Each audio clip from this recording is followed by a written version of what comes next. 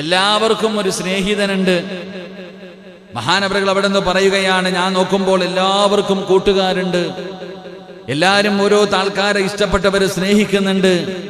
പക്ഷെ ഈ സ്നേഹിക്കുന്നവരെല്ലാവരും ഖബറിന്റെ ചാരം വരെ വരുന്നുള്ളൂ. എത്ര കണ്ട് സ്നേഹിക്കുന്നവരാണെങ്കിലും, മാതാപിതാക്കളാണെങ്കിലും, ഭാര്യയാണെങ്കിലും, മക്കളാണെങ്കിലും, കൂടപ്പിറപ്പാണെങ്കിലും, കുടുംബക്കാരാണെങ്കിലും, ഇവരെല്ലാവരും 6 അടി മണ്ണിലെ ഖബറിലേക്ക് ഇറക്കി വെക്കുമ്പോൾ പെണ്ണുങ്ങളുമായിട്ടുള്ള സർവ്വബന്ധങ്ങളും വെള്ളത്തുണിയിൽ പൊതിഞ്ഞ് വീട്ടിൽ നിന്ന് മയ്യത്ത് പുറത്തേക്ക് ഇറക്കുമ്പോൾ ഒരു പൊട്ടിക്കരച്ചലോടുകൂടി എല്ലാം അവസാനിക്കുന്നു. സ്ത്രീകളുമായിട്ടുള്ള ബന്ധം, കുടുംബത്തിലെ പെണ്ണുങ്ങളുമായിട്ടുള്ള ബന്ധം കഴിഞ്ഞു. അത് കഴിഞ്ഞു പായിപ്പാട് പള്ളിയുടെ മുന്നിലേക്ക് നിന്നെ വെള്ളത്തുണിയിൽ പൊതിഞ്ഞ ജനാസ കൊണ്ടുവന്ന് പള്ളിക്കകത്ത് വെക്കുമ്പോൾ ബഹുമാനായ സലീം ഉസ്താദോ അല്ലെങ്കിൽ വേറെ ആരെങ്കിലും ഞാനോ ഇവിടെ നിന്നുകൊണ്ട് മയ്യത്ത് നമസ്കരിച്ചു. അത് കഴിഞ്ഞ് എല്ലാവരും കൂടെ ഇവിടെ നിന്ന് ജനാസ ഇങ്ങനെ ചുമന്നുകൊണ്ട് ഈ താഴെ കാണുന്ന പള്ളിപ്പറമ്പിലേക്ക് കൊണ്ടുപോകുമ്പോൾ എന്റെ പ്രിയമുള്ള സഹോദരങ്ങളെ, മയ്യത്ത് നമസ്കരിക്കാൻ 6 സഫ് 7 സഫ് ചപ്പ ഈ പള്ളി മുഴുവനും ആളായിരിക്കാം. പക്ഷേ മയ്യത്ത് നമസ്കാരം കഴിഞ്ഞു. അതാ ഇവിടെ നിന്നിങ്ങനെ ഇറങ്ങുമ്പോൾ നമ്മൾ മനസ്സിലാക്കേണ്ട ചില കാര്യമുണ്ട്. ഞാൻ മരിച്ചുപോയി എന്ന് പടച്ചവനെ, ഞാൻ മരിക്കുന്ന ദിവസമുണ്ടല്ലോ, മയ്യത്ത് കാണുന്നതിന് വേണ്ടി എല്ലാവരും എന്റെ വീട്ടിലേക്ക് കടന്നു വരികയാണ്. ഒരാൾ മരിച്ചെന്നറിയുമ്പോ എല്ലാവരും മയ്യത്ത് കാണാൻ വരും. എന്നിട്ട് എല്ലാവരും മയ്യത്ത് കണ്ട് അവിടെ നിൽക്കുകയാണ്. ജനാസ അവിടെ നിന്ന് കുളിപ്പിച്ചു പുതച്ചു, അതാ കുളിപ്പിച്ചിട്ട് അവിടെ നിന്ന് കഫം പൊതിഞ്ഞിട്ട് മയ്യത്ത് കൊണ്ടിറങ്ങുമ്പോൾ ആ ഒരുമിച്ച് കൂടി നിന്നവരിൽ പലരും പിരിഞ്ഞു പോവുകയാണ്. അവിടെ നിന്ന് ഒരു വിഭാഗം ആ മയ്യത്തിന്റെ കൂടെ പള്ളിയിലേക്ക് കടന്നു വന്നു. ഒന്നുപെടുത്ത് നമസ്കാരം കഴിഞ്ഞു. ആ ജനാസ ഇവിടെ നിന്ന് താഴേക്ക് ഇറക്കുമ്പോൾ ഈ പള്ളിക്കകത്തിരിക്കുന്ന എല്ലാവരും ആ മയ്യത്തിന്റെ കൂടെ പോകുകയില്ല. നമസ്കാരം കഴിഞ്ഞാ പിന്നെ വണ്ടി എടുത്തുകൊണ്ട് പകുതി പിന്നെയും പോവുകയാണ്. ഇവിടെ നിന്ന് കുറച്ചു പേര് താഴേക്ക് പോയി. അവിടെ കൊണ്ടുപോയി മയ്യത്ത് ഖബറിന്റെ അകത്ത് ഇറക്കി വെച്ചു. അതാ പലകയെടുത്തു നിരത്തി മണ്ണിട്ട് മൂടാൻ തുടങ്ങുമ്പോ ആ പള്ളിപ്പറമ്പിൽ വന്ന അതാ കുറച്ച് ആൾക്കാരിൽ നിന്ന് പകുതിയും പിരിയുകയാണ്. പിന്നെ കുറച്ചു പേരവിടെ നിൽക്കുകയാണ്. അവസാനം പടച്ചവനെ ഖബറിന്റെ മുകളിൽ മണ്ണ് മുഴുവനും വാരിയിട്ടു. 2 ചെടികളും നട്ടുകഴിഞ്ഞു. പിന്നെ വെള്ളമൊഴിച്ചു കഴിഞ്ഞു. പിന്നെ അവിടെ നിന്നുകൊണ്ട് യാസീൻ ഓതി ദുആ ചെയ്യുകയാണ്. ആ ദുആ കഴിഞ്ഞ എത്ര വലിയ കൂടപ്പറപ്പാണെങ്കിലും, കൂട്ടുകാരനാണെങ്കിലും, കുടുംബക്കാരനാണെങ്കിലും എല്ലാവരും ആ ഖബറിന്റെ ചാരത്ത് നിന്ന് ആ മനുഷ്യനെ ഒറ്റയ്ക്കാക്കിയിട്ട് ആ ഖബറിന്റെ അകത്ത് ഏകനാക്കി കിടത്തിയിട്ട് എല്ലാവരും അവിടെ നിന്ന് പിരിഞ്ഞു പോവുകയാണ്. പടച്ചവനെ, മഹാനായ ഹാത്തിമുൽ അസമ്മ തങ്ങൾ തന്റെ പ്രിയപ്പെട്ട ഗുരുനാഥനോട് അവിടെ നിന്ന് പറയുന്നു, ഉസ്താദേ, എല്ലാവരും അവിടെ വരെ വരുന്നുള്ളൂ. അത് കഴിഞ്ഞ് പിന്നെ ഈ മനുഷ്യരാരും കൂടെ വരുന്നില്ല. അതുകൊണ്ട് പടച്ചവനെ സ്നേഹിക്കുകയാണെങ്കിലോ ആ ഖബറിന്റെ അകത്ത് കൂടെ വരുന്നവരെ വേണം സ്നേഹിക്കാൻ. സ്നേഹിക്കുകയാണെങ്കിൽ നാളെ പരലോകത്തെ രക്ഷയ്ക്ക് വരുന്ന, മീസാനിൽ കൂട്ടുവരുന്ന, നാളെ സ്വർഗം വരെ കൊണ്ടുപോകുന്നവരെയാകണം സ്നേഹിക്കേണ്ടത്. അതുകൊണ്ട് ഹാത്തിമുൽ അസമ്മ തങ്ങൾ പറയുന്ന, ഉസ്താദേ, അല്ലാഹുവിനെയും അവന്റെ പ്രവാചകനെയും സ്നേഹിക്കണം. അത് കഴിഞ്ഞാ പിന്നെ ഏറ്റവും കൂടുതൽ സ്നേഹിക്കേണ്ടത് ആരെയെന്നറിയുമോ? ഖബറിന്റെ അകത്ത് കൂട്ടുവരുന്ന കാര്യങ്ങളെയാണ്. അതുകൊണ്ട് ഞാൻ അമലുൻ സ്വാലിഹ, സൽക്കർമ്മങ്ങളെ ഞാൻ സ്നേഹിക്കാൻ തുടങ്ങി. നിസ്കാരത്തെ സ്നേഹിക്കാൻ തുടങ്ങി. ഖുർആൻ ഓതുന്നതിനെ സ്നേഹിക്കാൻ തുടങ്ങി. ദിക്റുകൾ പറയുന്നതിനെ സ്നേഹിക്കാൻ തുടങ്ങി. അവരെ ഞാൻ കൂട്ടുകാരാക്കി തെരഞ്ഞെടുത്തു. അതാണ് ഉസ്താദിൽ നിന്ന് 33 കൊല്ലത്തിന്റെ ഇടയിൽ ഞാൻ പഠിച്ച ഒന്നാമത്തെ മസല എന്നവിടെന്ന് പറഞ്ഞു കൊടുക്കുമ്പോ എന്റെ പ്രിയപ്പെട്ടവരെ, ഗുരുനാഥന്റെ കണ്ടടങ്ങളെ നിറയുകയാണ്. അവിടെ അത്ഭുതപ്പെട്ടു പോവുകയാണ്. പടച്ചവനെ, വല്ലാത്ത ഒരു മസലയാണല്ലോ പഠിച്ചത്. ഹാത്തിമുൽ അസമ്മ തങ്ങളോട് ഗുരുനാഥൻ ചോദിക്കുകയാ, നീ രണ്ടാമത് പഠിച്ച മസല എന്താ? അപ്പൊ ഒന്നാമത്തെ മസല ഞാനും പഠിക്കണം, നിങ്ങളും പഠിക്കണം. എല്ലാവരും ഖബറിന്റെ ചാരത്ത് വരെ വരത്തുള്ളൂ. മണ്ണിട്ട് മൂടിയിട്ട് സലാം പറഞ്ഞു പോകും. പക്ഷേ അതിനുശേഷമാണ് ജീവിതം തുടങ്ങുന്നത്. അവിടെ മുതൽ പ്രയോജനമുള്ള കാര്യങ്ങളെ വേണം നമുക്ക് സ്നേഹിക്കാൻ. അള്ളാഹു നമുക്ക് ഭാഗ്യം നൽകുമാറാകട്ടെ. അള്ളാഹു നമുക്ക് ഭാഗ്യം നൽകുമാറാകട്ടെ. മഹാനായ ഹാത്തിമുൽ അസം റളിയല്ലാഹു മഹാനായ ഹാത്തിമുൽ അസം തങ്ങള് അവിടെ നിന്ന് പറയുന്നു രണ്ടാമത്തെ കാര്യം തന്റെ പ്രിയപ്പെട്ട ഗുരുനാഥനോട് പറയുകയാണ്. മഹാനവറുകൾ അവിടെ നിന്ന് പറയുകയാ, അല്ലാഹുവിന്റെ പരിശുദ്ധമായ ഖുർആനിലെ ഒരായത്ത് ഞാൻ ഓതുകയാണ്. അല്ലാഹുവിന്റെ വിശുദ്ധമായ ഖുർആനിലെ ഒരായത്ത് കണ്ടു മഹാനായ ഹാത്തിമുൽ അസം തങ്ങൾ പറയുകയാണ്, വഅമ്മാ മൻ ഖാഫ മഖാമ റബ്ബിഹി വനഹ النفس عن الهوى فإن الجنة هي المأوى. സമ്മതങ്ങൾ തന്റെ പ്രിയപ്പെട്ട ഗുരുനാഥനോട് പറഞ്ഞു കൊടുക്കുകയാണ്. ഞാൻ അല്ലാഹുവിന്റെ വിശുദ്ധമായ ഖുർആനിലെ ഒരായത്ത് കേൾക്കുകയാണ്. അല്ലാഹുവിന്റെ പരിശുദ്ധമായ ഖുർആനിലെ ഒരായത്തുണ്ടല്ലോ, അല്ലാഹുവിന്റെ അനുഗ്രഹങ്ങൾ കൊണ്ട് നിറച്ച സ്വർഗ്ഗത്തെ കുറിച്ച് പടച്ച റബ്ബ് പറയുന്ന ആയത്താ. വഅമ്മാ മൻ ഖാഫ മഖാമ റബ്ബിഹി വനഹ النفس عن الهوى فإن الجنة هي المأوى. അല്ലാഹുവിന്റെ അനുഗ്രഹങ്ങൾ കൊണ്ട് നിറച്ച സ്വർഗമുണ്ടല്ലോ, ആ സ്വർഗമാർക്കാണ് വേണ്ടത്? ആ സ്വർഗമാർക്കാണ് വേണ്ടത്? ആ സ്വർഗത്തിലേക്ക് പോകാനുള്ള ഒരു എളുപ്പവഴി അല്ലാഹു പറയുകയാ. എന്റെ പ്രിയപ്പെട്ടവരെ, ഞാനും നിങ്ങളും ആഗ്രഹിക്കുന്നത് സ്വർഗമാണ്. എന്റെയും നിങ്ങളുടെയും ജീവിതത്തിലെ ഏറ്റവും വലിയ മോഹം സ്വർഗമാണ്. അതിനു വേണ്ടിയാണ് ഞാൻ നിസ്കരിക്കുന്നത്, അതിനു വേണ്ടിയാണ് ഈ പ്രസംഗിക്കുന്നത്, അതിനു വേണ്ടിയാണ് സമയം കഴിഞ്ഞ് രാവിലെ മുതൽ വൈകുന്നേരം വരെ ജോലിയെടുത്തിട്ട് കിടന്നുറങ്ങേണ്ട സമയത്ത് എല്ലാ തിരക്കുകളും മാറ്റിവെച്ചുകൊണ്ട് ഈ രാത്രി ഇവിടെ വന്ന് നിങ്ങൾ ഇരിക്കുന്നത് എന്തിനു വേണ്ടിയാ? എന്റെ പ്രിയപ്പെട്ടവരെ, പടച്ച റബ്ബിന്റെ സ്വർഗം ആഗ്രഹിച്ചുകൊണ്ടാണ് നിസ്കരിക്കുന്നതും ഖുർആൻ ഓതുന്നതും സദഖ കൊടുക്കുന്നതും സ്വലാത്ത് പറയുന്നതും. എന്തിനൊരു സുബ്ഹാനല്ലാഹ് പറഞ്ഞാലും അൽഹംദുലില്ലാഹ് പറഞ്ഞാലും ഞാനും നിങ്ങളും ആഗ്രഹിക്കുന്നത് എന്താണ്? പടച്ച റബ്ബിന്റെ സ്വർഗമാണ്. ദുആ ചെയ്താ ചോദിക്കുന്നത് സ്വർഗമാണ്. എത്ര വലിയവരെ മോശമായ ജീവിതം നയിക്കുന്നവനാകട്ടെ, കള്ളുകുടിക്കുന്നവനും വ്യഭിചരിക്കുന്നവനും പലിശ തിന്നുന്നവനും നിസ്കരിക്കാത്തവനും അവന്റെയും മനസ്സിലെ ഏറ്റവും വലിയ മോഹം എന്തെന്നറിയുമോ?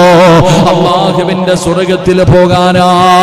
എങ്കിൽ എന്റെ പ്രിയപ്പെട്ടവരെ, ഖുർആൻ പറയുകയാണ്, സ്വർഗത്തിലേക്ക് കടന്നു പോകാനുള്ള ഒരു എളുപ്പവഴി പറഞ്ഞു കൊടുക്കുകയാ. അല്ലാഹുവിന്റെ സ്വർഗത്തിലേക്ക് കടന്നു പോകാനുള്ള ഒരു എളുപ്പവഴി പറഞ്ഞു കൊടുക്കുകയാണ്. അല്ലാഹു പറയുന്നത് എന്തെന്നറിയുമോ? വനഹൻ നഫ്സ അനിൽ ഹവാ.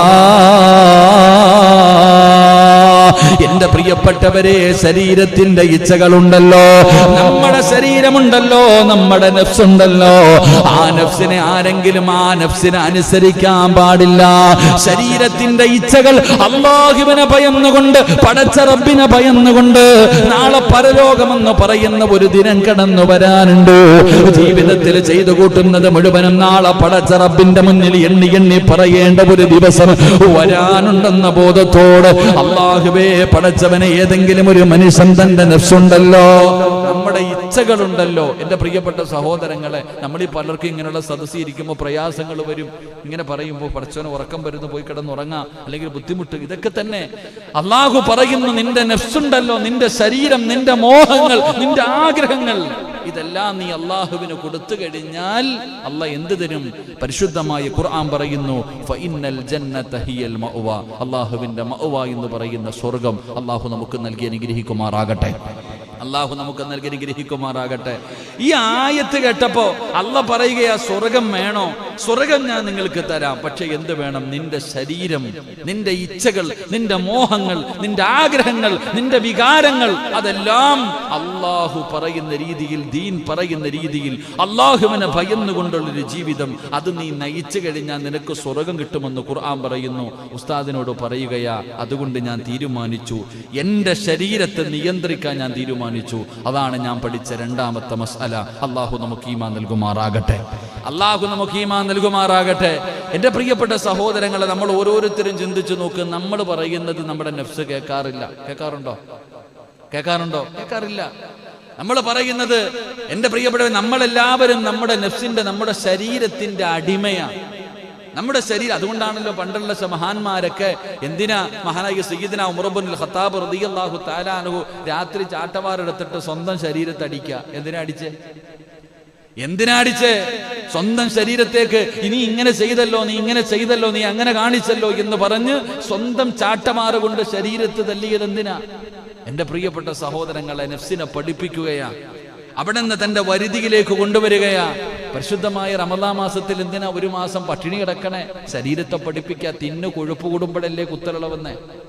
എന്റെ പ്രിയപ്പെട്ടവരെ, നമ്മൾ നമ്മുടെ ശരീരത്തിനെ പഠിപ്പിക്കുകയാണ്, വരുതിയിലേക്ക് കൊണ്ടുവരികയാ. മോഹങ്ങൾ പലതുമുണ്ടാകും, ആഗ്രഹങ്ങൾ പലതുമുണ്ടാകും. അല്ലാഹുവിനെ ഭയക്കണം. വലിമൻ ഖാഫ മഖാമ റബ്ബിഹി ജന്നതാൻ. പരിശുദ്ധമായ ഖുർആൻ മറ്റൊരു ഭാഗത്ത് പറയുകയാണ്, അല്ലാഹുവിനെ ഭയക്കുന്നവനുണ്ടല്ലോ, അല്ലാഹുവിനെ ഭയന്നുകൊണ്ട് തെറ്റുകളിൽ നിന്ന് പിന്തിരിയുന്നവനുണ്ടല്ലോ, അവൻ അല്ലാഹ് കൊടുക്കാമെന്ന് പറഞ്ഞത് 2 സ്വർഗമാണ്, ജന്നതാൻ.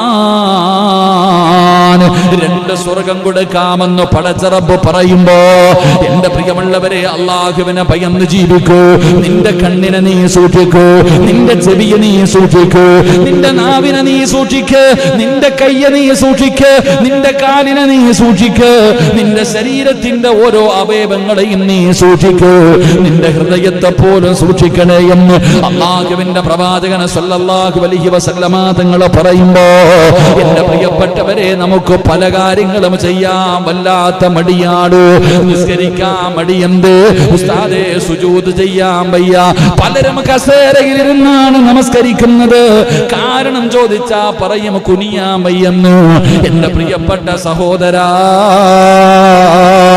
പടച്ചവനെ, പള്ളിയിൽ വരാത്തത്, ജമാഅത്തിന് വരാത്തതിന്റെ കാരണം ചോദിക്കുമ്പോ പലരും പറയുന്ന, ഉസ്താദേ നടക്കാൻ വയ്യ, വല്ലാത്ത പ്രയാസമാണ്. എങ്കിൽ ഈ പറയുന്ന മനുഷ്യൻ ഏതെങ്കിലും ഒരു കല്യാണം ഒഴിവാക്കാറുണ്ടോ? വോട്ട് ചെയ്യാൻ പോകാൻ ആരോഗ്യമുണ്ടായിരുന്നു, കല്യാണ വീട്ടിൽ പോകാൻ ആരോഗ്യമുണ്ടായിരുന്നു, മാർക്കറ്റിലും പല സ്ഥലങ്ങളിലും പോകാൻ ആരോഗ്യമുണ്ട്.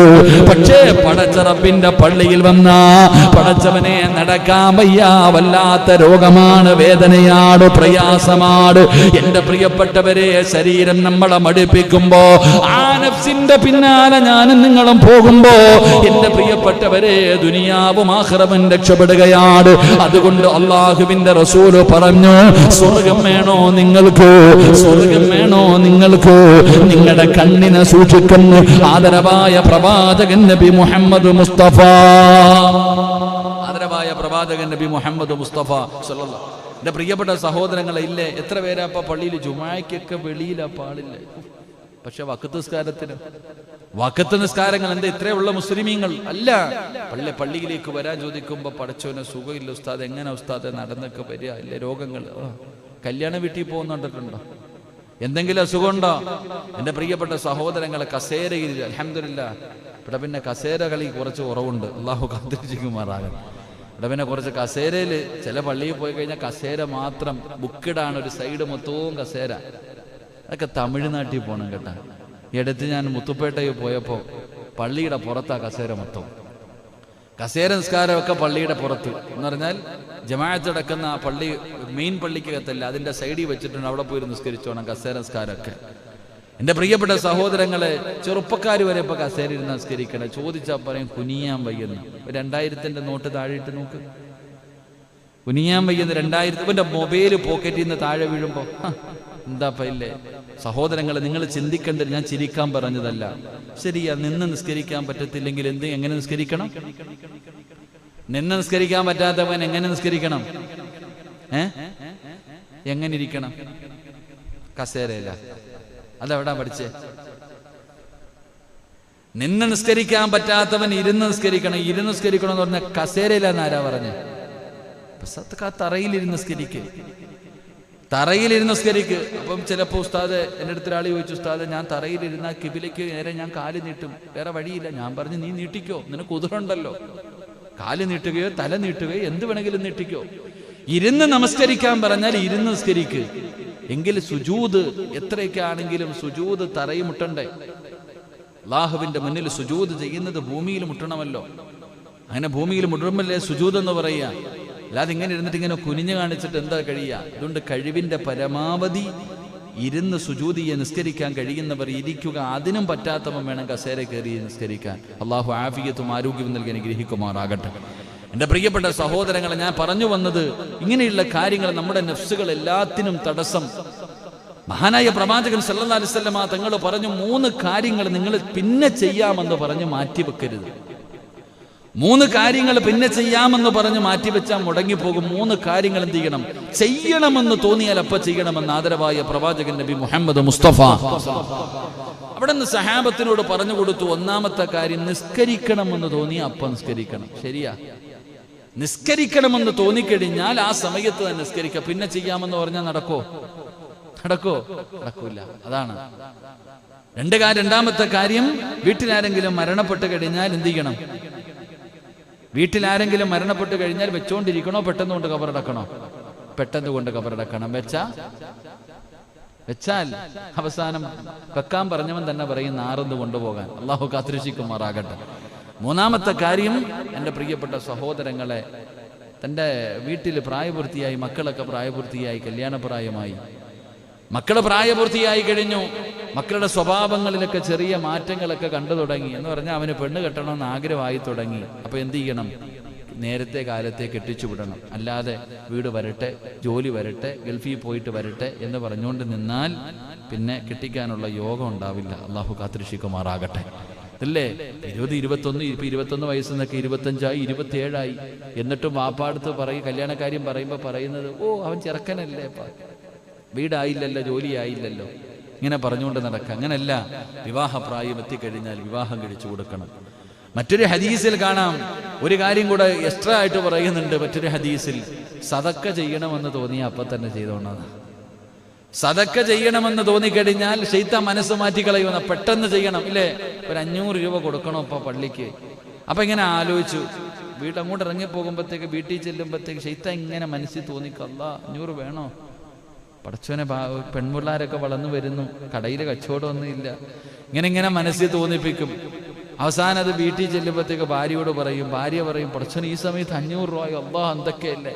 അവസാനം 200 രൂപ എങ്കിലും കൊടുത്താലായി. മനസ്സിങ്ങനെ മാറിപ്പോകും. എൻ്റെ പ്രിയപ്പെട്ട സഹോദരങ്ങളെ, ഞാൻ പറഞ്ഞു വന്നത്, അള്ളാഹുവിന്റെ പ്രവാചകൻ സല്ലല്ലാഹു അലൈഹി വസല്ലമ തങ്ങൾ അവിടെ നിന്ന് പറയുകയാ, മുത്തുനബിയാണ് പറയുന്നത്, സ്വഹാബാ, നിങ്ങൾ നമസ്കരിക്കണമെന്ന് തോന്നിക്കഴിഞ്ഞാൽ ആ സമയത്ത് തന്നെ നിങ്ങൾ നിസ്കരിക്കണേ. അതിനെ നിങ്ങൾ മാറ്റിവെച്ചാൽ അത് മാറ്റിവെക്കാൻ പാടില്ലാത്ത കാര്യമാണെന്ന് പ്രവാചകൻ അവിടെ നിന്ന് പറയുമ്പോ 2ാമതായിട്ട് പറഞ്ഞു, ആരെങ്കിലും മരണപ്പെട്ടാൽ പെട്ടെന്ന് കബറടക്കണം. എപ്പോഴാ കബറടക്കേണ്ടത്? ഇസ്ലാമിന്റെ നിയമം എങ്ങനെ? ഒരാൾ മരിച്ചു കഴിഞ്ഞാൽ എത്ര സമയം വെക്കാം? എത്ര നേരം വെക്കാം? ഒരാൾ മരിച്ചു കഴിഞ്ഞാൽ നമുക്ക് എത്ര? അത് ഗൾഫിലൊക്കെ, സൗദിയിലൊക്കെ എന്ന് പറഞ്ഞാൽ, എൻ്റെ സഹോദരങ്ങളെ, ഇസ്ലാമിന്റെ നിയമപ്രകാരം 2 വഖത്തുകൾ. എത്ര വഖത്ത്? ളുഹറിന് മരിച്ചു, അപ്പൊ എപ്പോ കബറടക്കണം? ളുഹറിന്റെ സമയത്ത് ഒരാൾ മരിച്ചു കഴിഞ്ഞാൽ ആ മനുഷ്യനെ മഗ്രിബിന്റെ മുമ്പ് കബറടക്കണം. 2 വഖത്തിന്റെ സമയം. നമ്മളോ ഗൾഫിൽ കിടക്കുന്നവൻ വരാൻ വേണ്ടി വെച്ചോണ്ടിരിക്കുന്നവരാ. ഗൾഫിൽ കിടക്കുന്ന ഇപ്പൊ അൽഹംദുലില്ലാ അങ്ങനൊന്നുമില്ല. മരിച്ചു കഴിഞ്ഞാൽ പെട്ടെന്ന് നടക്കല ഈ സമയം നല്ലത്. മരിച്ചു കഴിഞ്ഞാൽ പെട്ടെന്ന് കൊണ്ടുപോയി കബറടക്കുക. കദ്ദിമൂനി കദ്ദിമൂനി, എന്നെ ഒന്ന് വിടടാ സ്വർഗത്തിലേക്ക്, എന്നെ ഒന്ന് വിടടാ എന്ന് നല്ലവര് പറയുമെന്ന് നബിയുനാ റസൂലുള്ളാഹി സ്വല്ലല്ലാഹു അലൈഹി വസല്ലമ തങ്ങൾ അവിടെ നിന്ന് പറയുമ്പോ, എന്റെ പ്രിയപ്പെട്ടവരെ, അതുകൊണ്ട് ഞാൻ പറഞ്ഞു വന്നത്, നിങ്ങളെ ശരീരത്തിന് അനുസരിക്കാൻ പാടില്ല. പല മടികളും പല പ്രയാസങ്ങളും പറയും. തഹജ്ജുദ് നമസ്കാരത്തിന്റെ മഹത്വം കഴിഞ്ഞ ക്ലാസ്സിൽ പഠിച്ചവരാണ്. പക്ഷേ പടച്ചവനെ, നമുക്ക് വല്ലാത്ത ക്ഷീണമാണ്, എഴുന്നേക്കാൻ വല്ലാത്ത മടിയാണ്. പക്ഷേ അത് നമ്മുടെ ഈമാൻ, നമ്മുടെ മലക്കുകൾ നമ്മളെ ഓർമ്മിപ്പിക്കുകയാ. പക്ഷേ ശരീരം നമ്മൾ അതിൽ നിന്ന് പിന്തിപ്പിക്കാൻ നോക്കുകയാണ്. അതുപോലെ എന്റെ പ്രിയപ്പെട്ടവരെ, നമ്മുടെ കണ്ണുകളുണ്ടല്ലോ, അല്ലാഹുവേ, ഏതെങ്കിലും കാണാൻ പാടില്ലാത്ത ഒരു കാര്യം കണ്ടു കഴിഞ്ഞാൽ, ഹറാം കണ്ടു കഴിഞ്ഞാൽ ഉടനെ പശ്ചാത്തപിച്ചു മടങ്ങാൻ കഴിയണം. നമ്മുടെ കണ്ണുകളെ നമുക്ക് സൂക്ഷിക്കാൻ കഴിയണം. അല്ലാതെ പാപങ്ങൾ ചെയ്യുന്ന സ്വഭാവമല്ല. എന്റെ പ്രിയപ്പെട്ടവരെ, പരസ്പരം തെറ്റുകൾ കണ്ടാൽ ഉപദേശിക്കുന്നവരാകണം. പണ്ടത്തെ കാലഘട്ടങ്ങളിൽ അങ്ങനാണ്. പടച്ചവനെ തെറ്റുകൾ ചെയ്യാൻ വേണ്ടി കടന്നു വന്നാൽ ആ പിഴപ്പിക്കാൻ വരുന്നവനെ പോലും എന്റെ പ്രിയപ്പെട്ടവരെ ഉപദേശിച്ച് നന്നാക്കിയ ചരിത്രങ്ങൾ എത്രയോ ഖുർആനിലുണ്ട്. അല്ലാഹുവിന്റെ പ്രവാചകൻ നമുക്ക് പഠിപ്പിച്ചു തരുന്നുണ്ട്. എന്റെ പ്രിയപ്പെട്ടവരെ, പരിശുദ്ധമായ ഖുർആൻ എടുത്ത് നോക്കൂ. ഒരുപാട് സംഭവങ്ങൾ നമുക്ക് കാണാമല്ലോ. എന്റെ പ്രിയപ്പെട്ടവരെ, കണ്ണിനെ വല്ലാതെ സൂക്ഷിക്കണം. പലരും പറയാറുണ്ട്, ഉസ്താദ് നന്നാകണമെന്നുണ്ട്. സിനിമ കാണുന്നത്, സീരിയൽ കാണുന്നത്, പെണ്ണുങ്ങളെ പറയും ഉസ്താദ് സീരിയൽ കാണുന്നതൊന്ന് നിർത്തണമെന്ന് വല്ലാത്ത ആഗ്രഹമുണ്ട്. ഞങ്ങളെ കൊണ്ട് പറ്റുന്നില്ല. കള്ള് കുടിക്കരുതെന്ന്, കള്ള് കുടിയെന്ന് നിർത്തണമെന്നുണ്ട്. ബീഡി വലിക്കുന്നതൊന്ന് നിർത്തണമെന്നുണ്ട്. കഞ്ചാവടിക്കുന്നത് നിർത്തണമെന്നുണ്ട്. വ്യഭിചരിക്കുന്നത് നിർത്തണമെന്നുണ്ട്. ഫോൺ വിളിക്കുന്നത് നിർത്തണമെന്നുണ്ട്. എല്ലാ ദുശീലങ്ങളും നിർത്തണമെന്നുണ്ട്. പക്ഷേ കഴിയുന്നില്ല ഉസ്താദേ. ആരാ പറഞ്ഞത് കഴിയില്ലെന്ന്? കള്ളുകുടി കൊടുക്കാൻ, കള്ളുകുടി നിർത്താൻ നിങ്ങൾ ഹോസ്പിറ്റലിൽ പോയി കിടക്കണ്ട. കഞ്ചാവടിക്കുന്നത് അത് നിർത്തുന്നതിന് വേണ്ടി നീ ഒരു സെന്ററിലും പോയി കിടക്കണ്ട. അതിനുള്ള ഒരു എളുപ്പവഴി ഞാൻ പറഞ്ഞു തരാ. ഏത് മോശമായ കാര്യത്തിൽ നിന്ന് രക്ഷപ്പെടണമെന്ന് ആഗ്രഹമുണ്ടോ, അതിനുള്ള ഒരു എളുപ്പവഴി ഞാൻ പറഞ്ഞു തരാമോ? അല്ലാഹു പഠിക്കാനുള്ള ഭാഗ്യം നൽകുമാറാകട്ടെ. അല്ലാഹു പഠിക്കാൻ ഭാഗ്യം നൽകുമാറാകട്ടെ. നമ്മുടെ ആമിനാത്ത പറയൂ, ഉസ്താദെ ഈ സീരിയൽ കാണുന്നു നിർത്തണമെന്നുണ്ട്, പക്ഷേ വൈകുന്നേരം ആകുമ്പോ അങ്ങ് കാണുവാ അല്ലേ. പലരും പറയും ഉസ്താദെ കള്ളുകൂടി നിർത്തണമെന്നുണ്ട്, പറ്റുന്നില്ല. ആരാ പറഞ്ഞ പറ്റുന്നില്ല എന്ന്? അത് നിർത്താൻ പറ്റുന്ന ഒരു എളുപ്പ വഴി ഞാൻ പറഞ്ഞു തരാം. അള്ളാഹു നമുക്ക് ഈമാൻ നൽകുമാറാകട്ടെ. അള്ളാഹു ഈമാൻ നൽകുമാറാകട്ടെ. നിങ്ങൾക്ക് ആർക്കെങ്കിലും, നിങ്ങൾക്കല്ല നമുക്കും, ഞാൻ ഉൾപ്പെടെ, ഞാൻ മലക്കൊന്നുമല്ലല്ലോ, ഞാൻ മനുഷ്യനാണ്. നിങ്ങളെ കാലം താഴെ ഉള്ളവരെ ഞാൻ. അള്ളാഹു കാത്തിരക്ഷിക്കുമാറാകട്ടെ. എൻ്റെ സ്വഭാവം എൻ്റെ ഇടത് ഭാഗത്തിരിക്കുന്ന മലക്കിനോടെങ്ങാനും ചോദിച്ച് ആ പുസ്തകം തുറന്നു നോക്കിയാൽ മതി എൻ്റെ അവസ്ഥ കാണാൻ. ഈ ഇടത് ഭാഗത്തിരിക്കുന്ന കിതാബെങ്ങാനും ഒന്ന് എടുത്തു വെച്ച് വായിച്ചു കഴിഞ്ഞാൽ സിറാജിന്റെ തനി സ്വഭാവം ഇതൊന്നുമല്ല. അള്ളാഹു കാത്തിരക്ഷിക്കുമാറാകട്ടെ. ആമീൻ പറ. രക്ഷപ്പെട്ടു പോയാലോ ഞാനെങ്ങാനും രക്ഷപ്പെട്ടു പോയാലോ? അള്ളാഹു കാത്തിരക്ഷിക്കുമാറാകട്ടെ. അള്ളാഹു കാത്തിരക്ഷിക്കുമാറാകട്ടെ. ഒരു എളുപ്പ വഴി ഞാൻ പറഞ്ഞു തരാം. കള്ളു കുടിക്കുന്നവന് കള്ളുകുടി നിർത്താൻ എങ്ങും പോകണ്ട. ഞാൻ പറയുന്ന കാര്യം ചെയ്താൽ മതി. വ്യഭിചരിക്കുന്നവനാകട്ടെ, ഏത് മോശമായ സ്വഭാവം ചെയ്യുന്നവനാണെങ്കിലും അവന് നന്നാകണമെന്ന് ആഗ്രഹമുണ്ടെങ്കിൽ ഈ ഒറ്റ കാര്യം ചെയ്താൽ മതി. ഞാൻ പറയുന്ന ഒരു കാര്യം ചെയ്താൽ അള്ളാഹു നിന്നെ നേരെയാക്കും. അള്ളാഹു നിന്നെ രക്ഷപ്പെടുത്തുമെന്ന് അള്ളാഹു നമുക്ക് ഈമാൻ നൽകുമാറാകട്ടെ. അള്ളാഹു ഈമാൻ നൽകുമാറാകട്ടെ. ഇൻഷാ അല്ലാഹ് ചെയ്തുകൂടെ? നിങ്ങൾക്ക് എന്തായാലും ആർക്കെങ്കിലും, നമുക്കൊക്കെ ഓരോ ദുശീലങ്ങൾ കാണും അല്ലേ. ചിലരിങ്ങനെ വീടി വലിക്കുന്ന നല്ലതാണോ? നല്ലതാണോ? വലിക്കാൻ പറ്റുമോ? ലഹരി വസ്തുക്കളെല്ലാം ഹറാമല്ലേ? ലഹരിയല്ല അല്ലേ? ശംഭു വെക്കാവോ? തുളസി തിന്നാവോ? എല്ലാവരും കൂട്ടത്തിൽ വരികയല്ലേ? ഇല്ല. പിന്നെ ഈ വലിക്കുമ്പോൾ ഒരു സുഖം എന്താ? ഞാൻ അത്താടെ കാര്യം ആലോചിക്കാറുണ്ട്. എൻ്റെ പാപ്പ നല്ല വീടി വലിക്കും. നല്ല വീടി വലിക്കുന്ന അങ്ങ് ഞാൻ അതൊരു സത്യം പറഞ്ഞാൽ അതൊരു ലഹരിയാണെന്ന് പറയുന്നത്. ചില കാര്യങ്ങൾ ഞാൻ ഇങ്ങനെ ഒരിക്കൽ സംസാരിച്ചപ്പോൾ ഒരാളുടെ മുന്നിൽ ഉത്തരം മുട്ടിപ്പോയത്, സ്ഥിരമായിട്ട് കഞ്ചാവടിക്കുന്നവൻ, സ്ഥിരമായി കള്ളു കുടിക്കുന്നവന് ആ സമയത്ത് കുടിച്ചില്ലെങ്കിൽ കൈകാലൊക്കെ വിറയ്ക്കും ഇല്ലേ?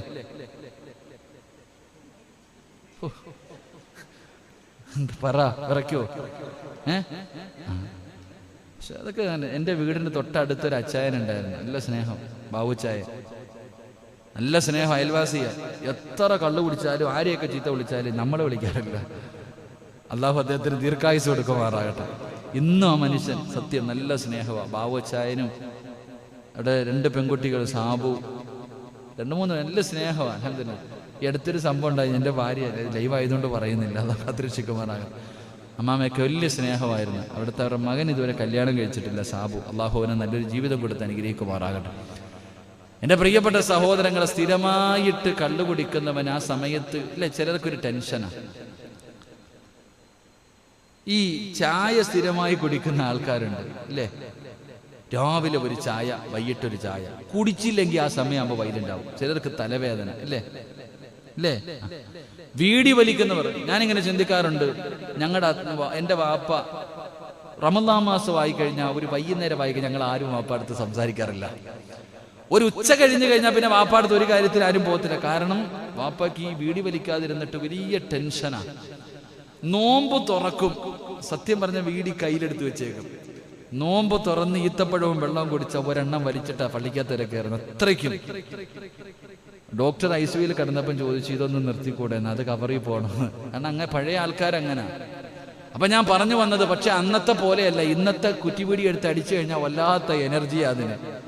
അപ്പൊ ഞാൻ പറഞ്ഞു വന്നത്, ഇതെല്ലാം ലഹരി വസ്തുക്കളാണ്. ഇതൊക്കെ ഉപയോഗിക്കുന്നത് നല്ലതല്ല മനുഷ്യ. നമ്മുടെ ഭാര്യ, നമ്മുടെ മക്കൾ സിഗരറ്റിന്റെ മുകളിൽ എഴുതി വെച്ചിട്ടുണ്ട്, ഇത് വലിക്കാൻ പാടില്ല, ഇത് നല്ലതല്ല, എന്നിട്ടും വലിക്കാം. ഇതിനെക്കുറിച്ച് ഞാൻ ഇങ്ങനെ പറഞ്ഞപ്പോൾ കള്ളു കുടിക്കുന്ന ഒരാളോട് കള്ളു കുടിക്കാൻ പാടില്ല, കള്ളു കുടിച്ചു കഴിഞ്ഞാൽ ക്യാൻസർ വരും, അത് ഇത് വരും എന്നൊക്കെ പറഞ്ഞപ്പോൾ ഒരാൾ ചോദിക്കുക, ഇറച്ചിക്കോഴി മേടിച്ച് കഴിക്കാൻ പാടുണ്ടോ, അത് കഴിച്ചാൽ ക്യാൻസർ വരുമെന്നല്ലേ. ഉത്തരം മുട്ടിപ്പോയി. കൊടുക്കു ചോദ്യം ചോദിക്കട്ടെ പലരും, അല്ലേ? ഇറച്ചിക്കോഴി തിന്നാൻ പാടുണ്ടോ? അതിനകത്ത് മരുന്നടിക്കുന്നതല്ലേ. അപ്പൊ നമ്മളൊക്കെ അത് ഞാൻ പറഞ്ഞു വന്നത്, ഈ ലഹരി വസ്തുക്കളൊക്കെ ഉണ്ടായത് എവിടെ നിന്നറിയോ? ഇബിലീസിനെ അല്ലാഹു സുബ്ഹാനഹു വ തആല ശപിച്ചപ്പം പേടിച്ചു മൂത്രമൊഴിച്ചു. ഇബിലീസിനെ അല്ലാഹു ശപിച്ചു, നശിച്ചു പോകട്ടടാ, ലഅനത്താക്കി അല്ലാഹു അവനെ ശപിച്ചപ്പോ അവൻ പേടിച്ചിട്ട് മൂത്രമൊഴിച്ച്. ആ മൂത്രമൊഴിച്ച സ്ഥലത്ത് നിന്നാ ഇതൊക്കെ വളർന്നത്. നീ അതാ ചുണ്ടത്തെടുത്ത് വെച്ചിട്ട് ഇങ്ങനെ വലിച്ചു കയറ്റുന്നത്. അല്ലാഹു കാത്തുരക്ഷിക്കുമാറാകട്ടെ, അല്ലാഹു കാത്തുരക്ഷിക്കുമാറാകട്ടെ. ഇതൊക്കെ ഒഴിവാക്കണം. ഈ വീടി വലിക്കുന്നത്, മുറുക്കുന്നത്, അതൊക്കെ നമുക്ക് പറ്റിയ പണികളാണ്. ഇതൊക്കെ അങ്ങ് ഒഴിവാക്കണം. ഇതൊക്കെ ഒഴിവാക്കിയിട്ട് അൽഹംദുലില്ലാ നമ്മുടെ ഭാര്യ ആ പാപത്തിനെ കുറിച്ച് ചിന്തിക്ക്. രാത്രി വിടിയും വലിച്ചിട്ട് കയറി അതിൻ്റെ അടുത്ത് പോയി കിടക്കുക, എന്നിട്ട് ഉമ്മ വെക്കാൻ പോവാ. ആ പാപം മുക്ക് പൊത്തിയിട്ട് വിടുക. നരശിക്ക് നമ്മുടെ മക്കൾ ഈ സിഗരറ്റൊക്കെ വലിച്ചിട്ട് മക്കളെ ചുംബിക്കാൻ പോകുമ്പോൾ ആ മക്കള് തന്നെ മാറിപ്പോകുന്നൊരവസ്ഥ. ഈ ദുശീലങ്ങളൊക്കെ മാറ്റണം. അല്ലാഹു കാത്തുരക്ഷിക്കുമാറാകട്ടെ. അപ്പൊ ഞാൻ പറഞ്ഞു വന്നത്, നിന്റെ ഭാര്യയുടെ സീരിയൽ കാണാൻ നിർത്തണം, അല്ലേ? അതുപോലെ എന്തെങ്കിലും ദുശീലങ്ങൾ അത് നിർത്തണം. അതിനുള്ള വഴി എന്താ? എന്റെ പ്രിയപ്പെട്ട സഹോദരങ്ങളെ, മൻ തറക ലില്ലാഹി മഅസിയതൻ സബഅ മറാ. എന്റെ പ്രിയപ്പെട്ട സഹോദരങ്ങളെ, ഈ പറയുന്ന കാര്യങ്ങൾ നിങ്ങളൊന്ന് ഓർത്തുവെക്കുക. ഈ പറയുന്ന ഒരേ ഒരു വാചകം നിങ്ങൾ മറക്കാതെ ഓർത്തുവെക്കുക. ഏതെങ്കിലും ഒരു പാപം നീ ചെയ്യുന്നുണ്ട്, ഒരു തെറ്റിൽ നിന്ന് നിനക്ക് പിന്തിരിയണമെന്നുണ്ട്. മോനെ, കള്ളു കുടിക്കാൻ നിന്റെ കൂട്ടുകാരതി കള്ളുകുടിയനാട്. നിന്നെ കള്ളു കുടിക്കുന്നതിന് വേണ്ടി നിന്റെ കൂട്ടുകാര് നിന്നെ നിർബന്ധിക്കുമ്പോ, അല്ലാഹുവേ, ഇത് പാപമാ, ഇത് ഹറാമാ. ഒരു തുള്ളി കള്ള് തൊണ്ടയ്ക്ക് താഴെ ഇറങ്ങിയാൽ സ്വർഗത്തിൽ കിടക്കില്ലെന്ന് മഹാനായ നബി മുഹമ്മദ് മുസ്തഫ സല്ലല്ലാഹു അലൈഹി വസല്ലമ തങ്ങൾ പറഞ്ഞിട്ടുണ്ട്. അതുകൊണ്ട് കള്ളു കുടിക്കാൻ അവസരം കിട്ടുമ്പോ പടച്ചവനെ ഇത് പാപമാണെന്ന് കരുതിയിട്ട് ചെയ്യാൻ പാടില്ല. കാമുകി വിളിക്കുമ്പോ, മോശമായ സംസാരം നടത്തുമ്പോ, ആവശ്യമില്ലാത്ത കാര്യങ്ങൾക്ക് വിളിക്കുമ്പോ, വീടി വലിക്കാൻ തോന്നുമ്പോ, മോനെ, അല്ലാഹുവിനെ കരുതിയിട്ട് ഇത് പാപമാണ്, ഇത് ചെയ്യാൻ പാടില്ല എന്ന് പറഞ്ഞിട്ട് 1, 2, 3, 4, 5, 6, 7 ഏതെങ്കിലും ഒരു പാപത്തിൽ നിന്ന് അത് പാപമാണെന്ന് കരുതിയിട്ട് അല്ലാഹുവിനെ ഭയന്നുകൊണ്ട് 7 പ്രാവശ്യം നീ അതിൽ നിന്ന് പിന്തിരിഞ്ഞാൽ പിന്നെ അല്ലാഹു നിന്നെ കൊണ്ട് ആ പാപം ചെയ്യിപ്പിക്കില്ലെന്ന് ആദരവായ പ്രവാചകൻ നബി മുഹമ്മദ് മുസ്തഫ. നബി മുഹമ്മദ് മുസ്തഫ 7 പ്രാവശ്യം അല്ലാഹ് ഇത് പാപമാ, തെറ്റാ, ചെയ്യരുത് എന്ന് പറഞ്ഞിട്ട് 7 പ്രാവശ്യം. ഇന്ന് വൈകുന്നേരം, നാളെ വൈകിട്ടായി, സീരിയൽ കാണാൻ സമയമായി, പടച്ചവനെ ഇത് പാപമാ, ഞാൻ കാണൂല, പിന്തിരിഞ്ഞു. ഇങ്ങനെ 7 പ്രാവശ്യം ഏതെങ്കിലും ഒരു മനുഷ്യൻ അല്ലാഹുവിനെ ഭയന്നുകൊണ്ട് ഒരു പാപത്തിൽ നിന്ന് പിന്തിരിഞ്ഞാൽ അല്ലാഹു പിന്നെ ആ തെറ്റുകൊണ്ട് നിന്നെ പരീക്ഷിക്കില്ല. നീ ഒരു കാലത്തും ആ പാപം നിനക്ക് ചെയ്യേണ്ടി വരില്ല.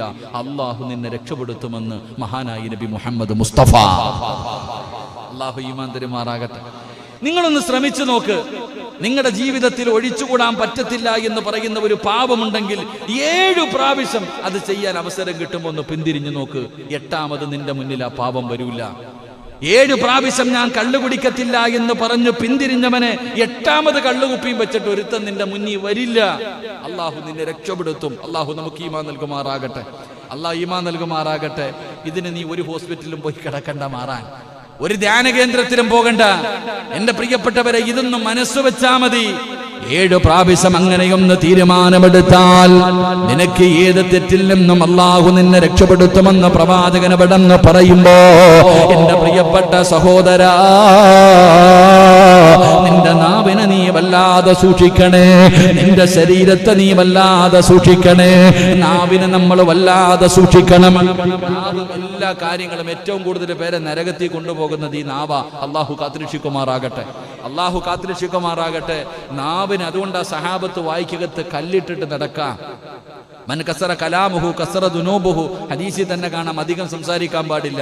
അധികം സംസാരിച്ചു കഴിഞ്ഞാൽ എന്റെ പ്രിയപ്പെട്ട സഹോദരങ്ങളെ പാപങ്ങൾ അധികരിക്കും എന്ന് പറഞ്ഞപ്പോ ഈ ഹദീസ് ഇറങ്ങിയപ്പോഴാണ് സഹാബത്ത് വായിക്കകത്ത് കല്ലിട്ടിട്ട് നടക്കുക. കാരണം ആരോടെങ്കിലും സംസാരിച്ചാലല്ലേ പാപം കൂടത്തുള്ളൂ.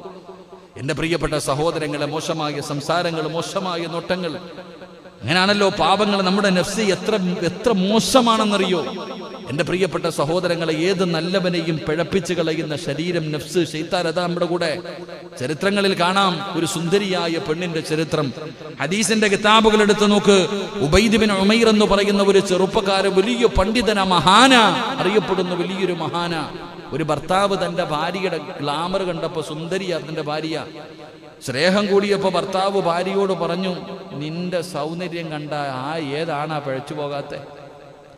ഒരു ഭർത്താവ് തന്റെ ഭാര്യയോട് പറയുകയാണ്, നിന്റെ സൗന്ദര്യം കണ്ട ഏതൊരു ചെറുപ്പക്കാരനും പിഴച്ചു പോകും, അത്രയ്ക്കും സൗന്ദര്യമാ നിനക്ക്. ഇതങ്ങോട്ട് പറഞ്ഞപ്പോഴത്തേക്ക് ആമിനെ തെങ്ങിന്റെ മുകളിൽ കയറണമല്ല. അങ്ങനെ അതുകൊണ്ടാ പറഞ്ഞത്, ഭർത്താക്കന്മാര് ഭാര്യമാരോട് ചില കാര്യം പറയാൻ പാടില്ല. അള്ളാഹു ഈമാൻ തരുമാറാകട്ടെ, അള്ളാഹു ഈമാൻ തരുമാറാകട്ടെ. ഒന്നും പറയാൻ പേടിയാ. ഞാൻ ഏതോ ഒരു പ്രസംഗത്തിൽ പറഞ്ഞു, ചില കാര്യങ്ങൾ ചെയ്യുമ്പോൾ പെണ്ണുങ്ങളെ അടിക്കാന്ന്. അത്ര എടുത്തോളൂ. അടിക്കാന്ന് പറഞ്ഞ പോയിന്റ് എടുത്തിട്ടാണ് ഓരോരുത്തർ പറയുന്നത്. ചില കാര്യങ്ങൾ പറയാൻ പാടില്ല. അതിൽപ്പെട്ട ഒരു കാര്യം, എങ്ങനെ ചുമ്മാ ഇരുന്നിട്ട് ആമിനടുത്ത് പറയും, അല്ലാ നീ മലക്കുകളെ പോലെ ഇരിക്കുന്ന, ഹൂർലിങ്ങളെ പ്രസവിച്ച പോലെ നീ ഇരിക്കണം, എന്തൊരു സൗന്ദര്യം, അല്ലോ. അങ്ങനൊന്നും പറയില്ല. എന്തിനാ വെറുതെ ഇല്ലാത്ത കാര്യം പറയണം? അങ്ങനെ പറഞ്ഞു കഴിയുമ്പോൾ ആ പെണ്ണിന്റെ മനസ്സിന്റെ ഉള്ളിൽ ഇങ്ങനെ അങ്ങ് ചിന്ത വരും, അല്ലാ അപ്പാ ശരിയാ പറഞ്ഞേക്ക, ഇല്ല എങ്ങനെ ചിന്ത വരും. അപ്പോ ഭർത്താവ് ഭാര്യയോട് പറഞ്ഞു, പെണ്ണ് നീ എന്തൊരു സൗന്ദര്യം, നിന്റെ സൗന്ദര്യം കണ്ട ഏത് ആണും നിന്റെ മുന്നിൽ തോറ്റുപോകും. ഇത് പറഞ്ഞപ്പോ ഈ പെണ്ണിനൊരു വല്ലാത്ത, അങ്ങനാണോ അതങ്ങനെ. അപ്പൊ പറഞ്ഞ് ഇത്തിരി വെളുപ്പൊക്കെ ഉണ്ട്. ഭാര്യ അങ്ങോട്ട് പറയാൻ തുടങ്ങി. അപ്പൊ ഈ മനുഷ്യൻ ചോദിച്ചു, ഉബൈദ് ബിൻ ഉമൈർ എന്ന് പറയുന്ന ഒരു ചെറുപ്പക്കാരനുണ്ട്, നിനക്ക് അവനെ ഒന്ന് വളയ്ക്കാൻ പറ്റും? ഭർത്താവ് മരപ്പട്ടിക്ക് ഈനാൻ വെച്ചിക്ക് മരപ്പട്ടി കൊട്ടെന്ന് പറയണമല്ലേ. ഭർത്താവ് ഭാര്യയോട് ചോദിക്കുക, എങ്കിൽ ഞാൻ ഒരു ചെറുപ്പക്കാരനെ ഒരാളെ പറഞ്ഞു തരാം, നിനക്ക് അവനെ ഒന്ന് പഴപ്പിക്കാൻ പറ്റുമോ? ഒന്ന് ആലോചിക്കേ. പക്ഷെ ആ പെണ്ണ് ഇത്തിരി ഈമാനുള്ളതെങ്കിൽ ഇവൻ പറഞ്ഞപ്പോഴത്തേക്ക് കയറിയതാ.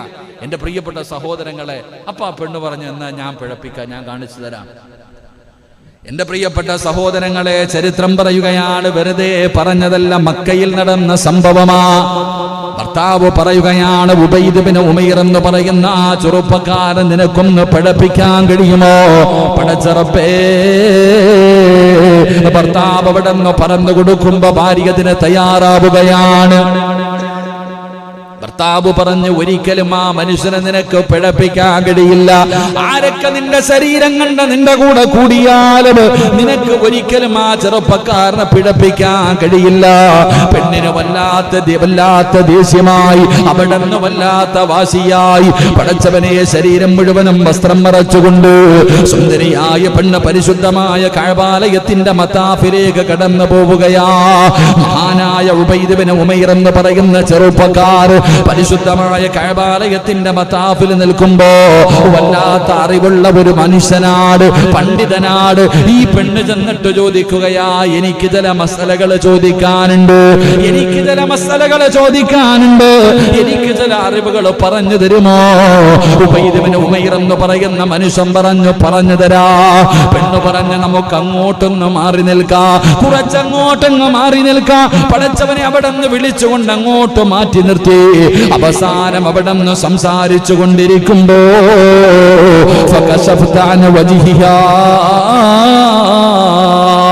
പെണ്ണ് തന്റെ മുഖത്തിട്ടിരിക്കുന്ന മറയങ്ങ് മാറ്റുകയാണ്, തന്റെ ഹിജാബെടുത്ത് മാറ്റുകയാണ്.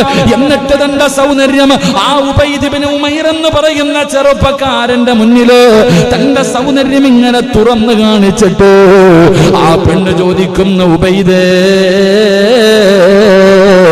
എനിക്ക് നിന്നെ എന്നെ വല്ലാത്ത ഇഷ്ടമാണ്, എന്റെ ആഗ്രഹമൊന്ന് സാധിച്ചു തരുമോ അല്ലാഹുവേ? ഉബൈദ് ഇബ്നു ഉമൈർ എന്ന് പറയുന്ന മനുഷ്യനുണ്ടല്ലോ, അവിടെന്ന് ചോദിക്കുന്നു, പെണ്ണേ നീ എവിടെ വെച്ചാ ചോദിക്കുന്നതെന്നറിയുമോ? നീ എവിടെയാ നിൽക്കുന്നതെന്നറിയുമോ? അല്ലാഹുവിന്റെ പരിശുദ്ധമായ കഅബാലയത്തിന്റെ മുന്നിൽ വെച്ചുകൊണ്ട് ഈ സുന്ദരിയായ പെണ്ണ് തന്റെ ശരീരം കാണിച്ചിട്ട് അവിടെ ആ ചെറുപ്പക്കാരനെ പിഴപ്പിക്കാൻ നോക്കുമ്പോ ഉബൈദ് ഇബ്നു ഉമൈർ എന്ന് പറയുന്ന മനുഷ്യൻ ചോദിക്കുകയാ, പെണ്ണേ അതാ ഞാൻ നിന്റെ ആഗ്രഹം സാധിച്ചു തരാ. പക്ഷെ അവിടെ നിന്ന് ചോദിക്കുകയാണ്, സക്കറാത്തിന്റെ അവസ്ഥയിൽ മരണത്തോട് മല്ലടിച്ചു കൊണ്ടിരിക്കുമ്പോ അല്ലാഹുവിന്റെ മലക്കുകളെ മുഖറബ് മലക്കുൽ മൗത്ത് അസ്റായീൽ എന്ന് പറയുന്ന മലക്കുകളും തന്റെ അനുയായികളും നിന്റെ റൂഹ് പിടിക്കുന്നതിന് വേണ്ടി കണ്ണിന്റെ മുന്നിലേക്ക് ഇറങ്ങി വരുന്ന ഒരു സമയമുണ്ടല്ലോ.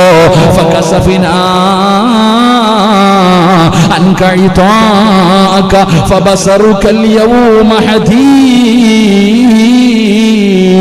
കണ്ണുകൊണ്ട് മലക്കുകളെ കാണുന്ന ഒരു രംഗമുണ്ടല്ലോ, ആ മരണം കണ്ണിന്റെ മുന്നിൽ വരുന്ന സമയം നീ ഇത് ചെയ്താ രക്ഷപ്പെടുമെന്ന് നിനക്ക് തോന്നുന്നോ പെണ്ണേ? ഉബൈദ് ഇബ്നു ഉമൈർ എന്ന് പറയുന്ന ചെറുപ്പക്കാരൻ ചോദിക്കുകയാ, അസ്റായീലിനെ കണ്ടുമുട്ടുന്ന സമയം അവര് മുഴുവനും ചുറ്റുഭാഗത്ത് നിന്നിട്ട് കല്ലാ ഇദാ ബലഗതി തറാകിയ വകീല മൻ റാക വളന്ന അന്നഹുൽ ഫിറാഖ والتفت الساق بالساق إلى ربك يومئذ المساق. ആ ഭയാനകമായ രംഗമുണ്ടല്ലോ, ആ സമയത്ത് നീ ഇത് ചെയ്താൽ നിനക്ക് രക്ഷപ്പെടുമെന്ന് തോന്നുന്നുണ്ടോ പെണ്ണേ? ആറടി മണ്ണെന്ന് പറയുന്ന കബറുണ്ടല്ലോ, ആ കബറിന്റെ അകത്ത് നിന്നെ കൊണ്ടുപോയി കുഴിച്ചിടുമല്ലോ. ആരാരുമില്ലാത്ത കബറിന്റെ അകത്ത് നിന്നെ കൊണ്ടുപോയി കുഴിച്ചിടുമ്പോ ആറടി മണ്ണിന്റെ അകത്ത് നിനക്ക് രക്ഷപ്പെടാമെന്ന് നിനക്ക് തോന്നുന്നുണ്ടോ? അവിടെ മഹാനായ ഉബൈദ് ഇബ്നു ഉമൈർ എന്ന് പറയുന്ന ചെറുപ്പക്കാരൻ ചോദിക്കുകയാ, നാളെ കബറിന്റെ അകത്ത് നിന്ന് എഴുന്നേറ്റ് വരുന്ന ദിവസമുണ്ടല്ലോ, ചെമ്പിന്റെ തറയിൽ നാളെ പടച്ച റബ്ബിന്റെ കോടതിയിൽ അല്ലാഹു വിചാരണ ചെയ്യുന്ന സമയത്ത് ലോകത്ത് കടന്നു വന്ന സർവരുടെയും മുന്നിൽ വെച്ചിട്ട് അല്ലാഹു നിന്നോട് ചോദിക്കുമ്പോ അവരുടെ മുന്നിൽ നിന്നുകൊണ്ടൊരു വ്യഭിചാരിയെ പോലെ ദുനിയാവും ആഖിറവും നഷ്ടപ്പെട്ടവരെ പോലെ അല്ലാഹുവിന്റെ മുന്നിൽ നിന്ന് നിനക്ക് നാണം കെടാൻ നീ ആഗ്രഹിക്കുന്നുണ്ടോ പെണ്ണേ?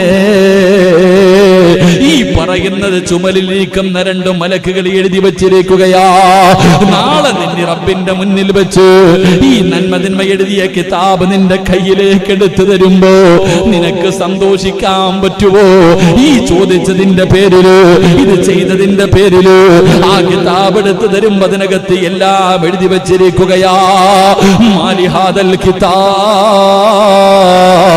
ലാ യുഗാദിറു സഗീറതൻ വലാ കബീറതൻ ഇല്ലാ അഹ്സാഹാ.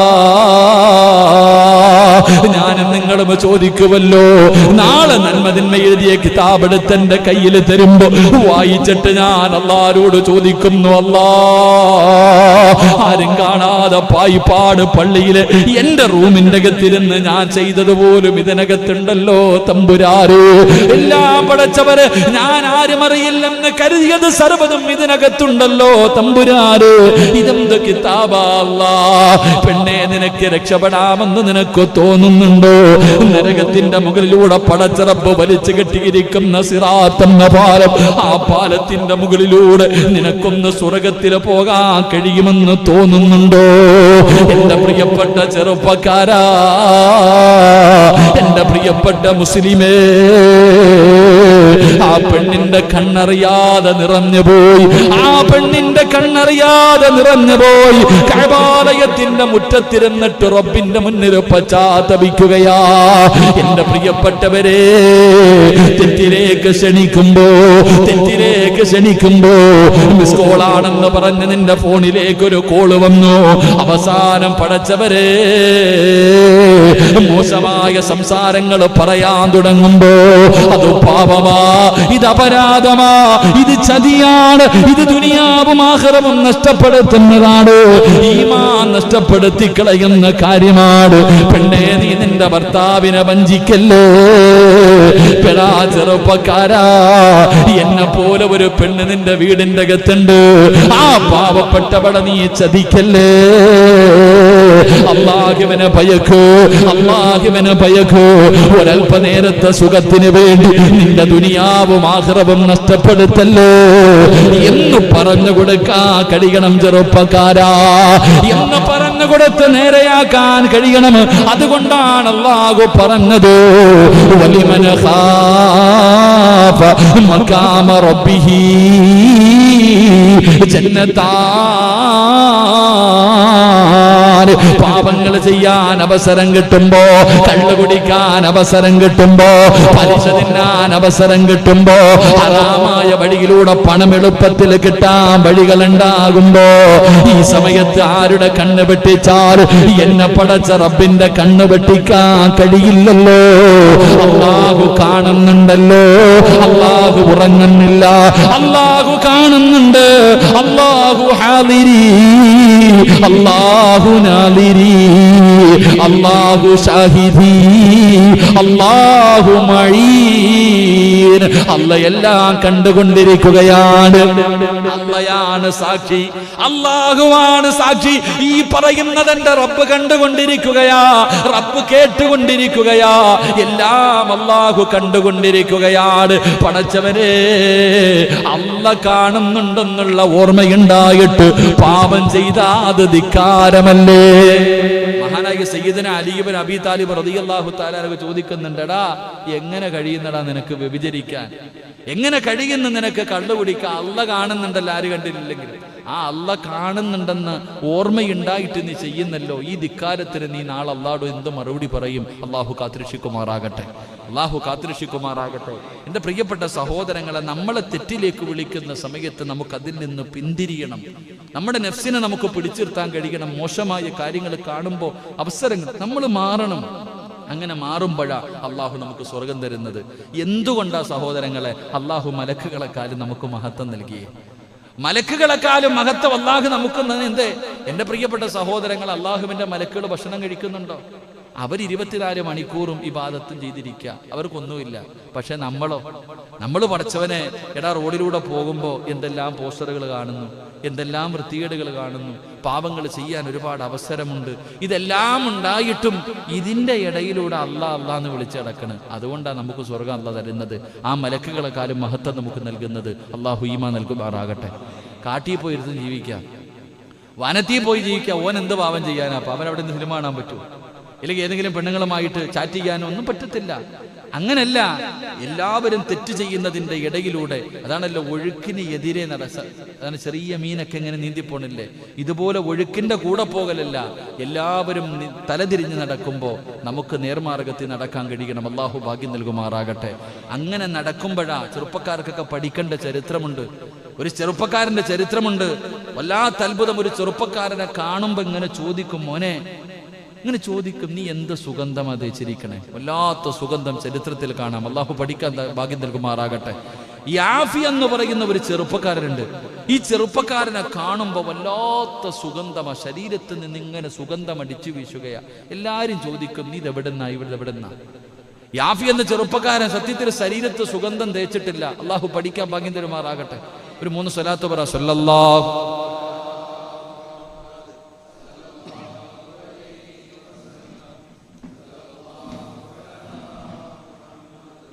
സല്ലല്ലാഹു അലൈഹി വസല്ലം.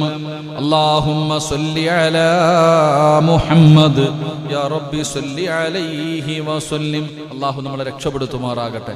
ഈ സ്വലാത്തിന്റെ ബറക്കത്ത് കൊണ്ട് അല്ലാഹു നമ്മുടെ രോഗങ്ങളൊക്കെ അല്ലാഹു ശിഫ നൽകി അനുഗ്രഹിക്കുമാറാകട്ടെ. യാഫി എന്ന് പറയുന്ന ഈ ചെറുപ്പക്കാരൻ ഇങ്ങനെ നടന്നു പോകുമ്പോൾ എല്ലാവരും ചോദിക്കുന്നു, യാഫിയെ നീ ഈ സുഗന്ധം എവിടെ നിന്നാ മേടിച്ച? വല്ലാത്ത സുഗന്ധം. ആ ചെറുപ്പക്കാരൻ പറയും, ഞാൻ എൻ്റെ ശരീരത്ത് സുഗന്ധം തേച്ചിട്ടില്ല. ചരിത്രം പറയുകയാണ്, അവസാനം ഈ വീടിന്റെ അയൽവാസിയായ ഒരു മനുഷ്യനുണ്ട്. ആ മനുഷ്യൻ പോയിട്ട് കരഞ്ഞുകൊണ്ട് ചോദിച്ചു, യാഫിയെ ഇതെവിടെ നിന്നാ? എനിക്ക് നിസ്കരിക്കാൻ പറ്റുന്നില്ല.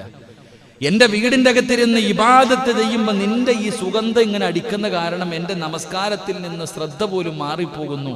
അതുകൊണ്ട് ഇതെവിടെ നിന്നാ ഒന്ന് പറഞ്ഞതാ. നീ എന്തിനാ ഇത്രയും വലിയ സുഗന്ധം തേക്കുന്നത്? ആ യാഫി എന്ന ചെറുപ്പക്കാരൻ കരഞ്ഞുകൊണ്ട് പറഞ്ഞു, തങ്ങളെ ഞാൻ സുഗന്ധം തേച്ചിട്ടില്ല. എൻ്റെ ശരീരത്തെ ഞാൻ സുഗന്ധം തേച്ചിട്ടില്ല. എൻ്റെ ശരീരത്തിൽ ഞാൻ സുഗന്ധം തേച്ച് പിന്നെ എങ്ങനെ ഈ മണക്കണേ? നിന്റെ ശരീരം വല്ലാതെ സുഗന്ധം അടിക്കുന്നല്ലോ, നീ പോകുമ്പോ സുഗന്ധം പരിമളം ഇങ്ങനെ അടിച്ചു വീശുന്നല്ലോ, എങ്ങനാ? ആ ചെറുപ്പക്കാരൻ കരഞ്ഞുകൊണ്ടൊരു ചരിത്രം പറയുകയാ. യാഫി എന്ന് പറയുന്ന ആ ചെറുപ്പക്കാരൻ കരഞ്ഞുകൊണ്ട് തന്റെ ജീവിതത്തിൽ സംഭവിച്ച ഒരു ചരിത്രം. എന്റെ പ്രിയപ്പെട്ട സഹോദരങ്ങളെ, വല്ലാത്ത സൗന്ദര്യമുള്ള ചെറുപ്പക്കാരനാ യാഫി എന്ന് പറയുന്ന ചെറുപ്പക്കാരൻ. പാവപ്പെട്ടവനാണെങ്കിലും കാണാൻ വല്ലാത്ത സുന്ദരനാണ്. റബ്ബേ, ഒരു ദിവസം തന്റെ കുടുംബത്തിലേക്ക്, തന്റെ വീട്ടിലേക്ക് അതാ കൊട്ടാരത്തിൽ നിന്ന് തോഴിമാര് കടന്നു വരികയാണ്. കൊട്ടാരത്തിലെ പെണ്ണുങ്ങൾ കടന്നു വന്നു. യാഫിയെ നിന്നെ കൊട്ടാരത്തിലേക്ക് വിളിക്കുകയാണ്. നിന്നെ കൊട്ടാരത്തിലെ റാണി വിളിക്കുകയാണ്. പടച്ചവനെ, യാഫി എന്ന് പറയുന്ന ചെറുപ്പക്കാരൻ അവിടെ നിന്ന് കൊട്ടാരത്തിലേക്ക് കടന്നുപോയി. അതാ പടച്ചവനെ, ഓരോ റൂമിങ്ങനെ കിടക്കുമ്പോഴും കവാടങ്ങൾ അടഞ്ഞുകൊണ്ടിരിക്കുകയാണ്. അവസാനം ഈ ചെറുപ്പക്കാരൻ നടന്നു അതാ രാജകൊട്ടാരത്തിന്റെ മണിയറക്കകത്തേക്ക് കൊണ്ടുപോവുകയാ. ആ രാജകൊട്ടാരത്തിന്റെ മണിയറക്കകത്ത് കടന്നു ചെല്ലുമ്പോ രാജാവിന്റെ പൊന്നാര മകളുണ്ടല്ലോ, ഏറ്റവും കൂടിയ മനോഹരമായ സുഗന്ധം തേച്ചു, ഏറ്റവും നല്ല മനോഹരമായ വസ്ത്രം ധരിച്ചു. യാഫി എന്ന ചെറുപ്പക്കാരൻ കൊട്ടാരത്തിന്റെ മണിയറക്കകത്തേക്ക് കടന്നു ചെന്നപ്പോ ശരീരത്തിന്റെ ഔറത്തുകൾ വെളിയിൽ കാണുന്ന വസ്ത്രം, ശരീരം പോലും പുറത്ത് കാണുന്ന ബെഡ്റൂമിൽ ധരിക്കുന്ന വസ്ത്രമുണ്ടല്ലോ, ഇതുപോലെയുള്ള വസ്ത്രം ധരിച്ചിട്ട് ഈ പെണ്ണ് ഓടി വന്നിട്ട് യാഫി എന്ന് പറയുന്ന ചെറുപ്പക്കാരനെ കെട്ടിപ്പിടിക്കുകയാ. ഓടി വന്ന് തന്റെ ശരീരത്തിലേക്ക് ചേർത്ത് പിടിച്ചിട്ട് ചെവിയിൽ പറയുന്നു, യാഫിയേ, നിന്നെ എനിക്ക് വല്ലാത്ത ഇഷ്ടമാടാ, എനിക്ക് നിന്നോട് വല്ലാത്ത പ്രേമമാ, ഭ്രാന്ത് പിടിക്കുന്നു യാഫിയേ, എന്റെ ആഗ്രഹമൊന്ന് സാധിച്ചതാടാ യാഫിയേ. ആ പെണ്ണ് തന്റെ മാറിടത്തിലേക്ക് പിടിച്ചു കിടത്തിയിട്ട് യാഫി എന്ന് പറയുന്ന ചെറുപ്പക്കാരനോട് കിടന്ന് യാചിക്കുകയാണ്. അല്ലാ, കെട്ടിപ്പിടിച്ച് ചുംബനം കൊടുത്തിട്ട് പറയുന്നു, റെഡിയാകടാ. തന്റെ കയ്യിലേക്ക് വിലപിടിപ്പുള്ള വസ്ത്രമെടുത്ത് കൊടുത്തിട്ട് ഒരുങ്ങാൻ പറയുമ്പോ യാഫി എന്ന ചെറുപ്പക്കാരൻ കടന്ന് കരയുകയാ. അല്ലാഹുവേ, പെട്ടുപോയല്ലോ, രാജാവിന്റെ കൊട്ടാരത്തിന്റെ മണിയറയ്ക്കകത്താണ്. പടച്ചവരെ, ഇനി രക്ഷപ്പെടുത്താൻ നിനക്കല്ലാതെ മറ്റാർക്കും കഴിയില്ല റബ്ബേ. സുജൂദിൽ കിടന്ന് കരയുകയാണ്. പടച്ചവനെ, ഈ പെണ്ണിന്റെ ശരീരമാണ് ആഗ്രഹിക്കുന്നത്, രക്ഷപ്പെടാൻ ഒരു വഴിയുമില്ലല്ലോ. അവസാനം ഈ ചെറുപ്പക്കാരൻ ചെയ്തതെന്നറിയുമോ? അവിടെ ഇരുന്നു കൊണ്ട് മലമൂത്ര വിസർജനം നടത്തുകയാണ്. മലമൂത്ര വിസർജനം നടത്തുകയാണ്. എന്നിട്ട് അത് വാരിയിട്ട് തന്റെ ശരീരം മുഴുവനും തേക്കുകയാ. ആ മലവും മൂത്രവും എടുത്ത് തന്റെ ശരീരം മുഴുവനും തേക്കുകയാണ്. രാജാവിന്റെ പൊന്നാര മകളുണ്ടല്ലോ, കൊട്ടാരത്തിന്റെ വാതില് തുറന്ന് പുറത്തേക്ക് വരുമ്പോ സുബ്ഹാനല്ലാഹ്, പടച്ചവരെ, അതാ ശരീരം മുഴുവനും വിസർജനം വാരിത്തേച്ച് നിൽക്കുന്ന യാഫിയനെ കണ്ടപ്പോ സങ്കടത്തോടെ ചോദിക്കുന്നു, എടാ യാഫിയേ, എന്തിനാ ഇങ്ങനെ ചെയ്തത്? എന്തിനാ നീ ഇങ്ങനെ ചെയ്തത്? എന്തിനാടാ യാഫിയേ? ഇതാരും കാണില്ലല്ലോ, ഇതാരും അറിയില്ലല്ലോ.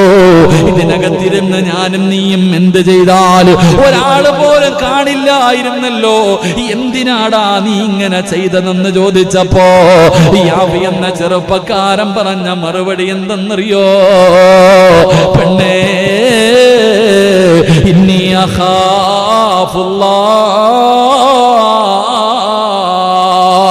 എനിക്കല്ലാനെ പേടിയാടി, എനിക്കല്ലാനെ പേടിയാടി. ആര് കണ്ടില്ലെങ്കിലും അല്ല കാണുന്നുണ്ടല്ലോ. എവിടെ ഇരുന്ന് മറഞ്ഞിരുന്ന് ചെയ്താൽ പടച്ച റബ്ബ് കാണുന്നുണ്ടല്ലോ. എനിക്ക് പേടിയാ, എനിക്ക് പേടിയാ. അവസാനം കൊട്ടാരത്തിന്റെ മണിയറയ്ക്കകത്തിരുന്ന് ആ പെണ്ണവടന്ന് ആട്ടിയിറക്കുമ്പോ പൊട്ടിക്കരഞ്ഞുകൊണ്ട് യാഫി എന്ന് പറയുന്ന ചെറുപ്പക്കാർ മരുഭൂമിയിലേക്ക് വന്ന് തന്റെ ശരീരത്തിലേക്ക് മണ്ണ് വാരിയിടുകയാ. പാപം ചെയ്തു പോയല്ലോ റബ്ബേ, തെറ്റ് ചെയ്തു പോയല്ലോ റബ്ബേ, എനിക്കിനി സ്വർഗം കിട്ടില്ലല്ലോ. നാളെ മുത്തുനബിയുടെ കൂടെ സ്വർഗത്തിൽ കിടക്കാൻ കഴിയില്ലല്ലോ. ശരീരം മുഴുവനും മണ്ണ് വാരിയിട്ട് പടച്ചവരെ രാവും പകലും അവിടെ നിന്ന് നിലവിളിച്ച് കരഞ്ഞുകൊണ്ട് നടക്കുകയാ.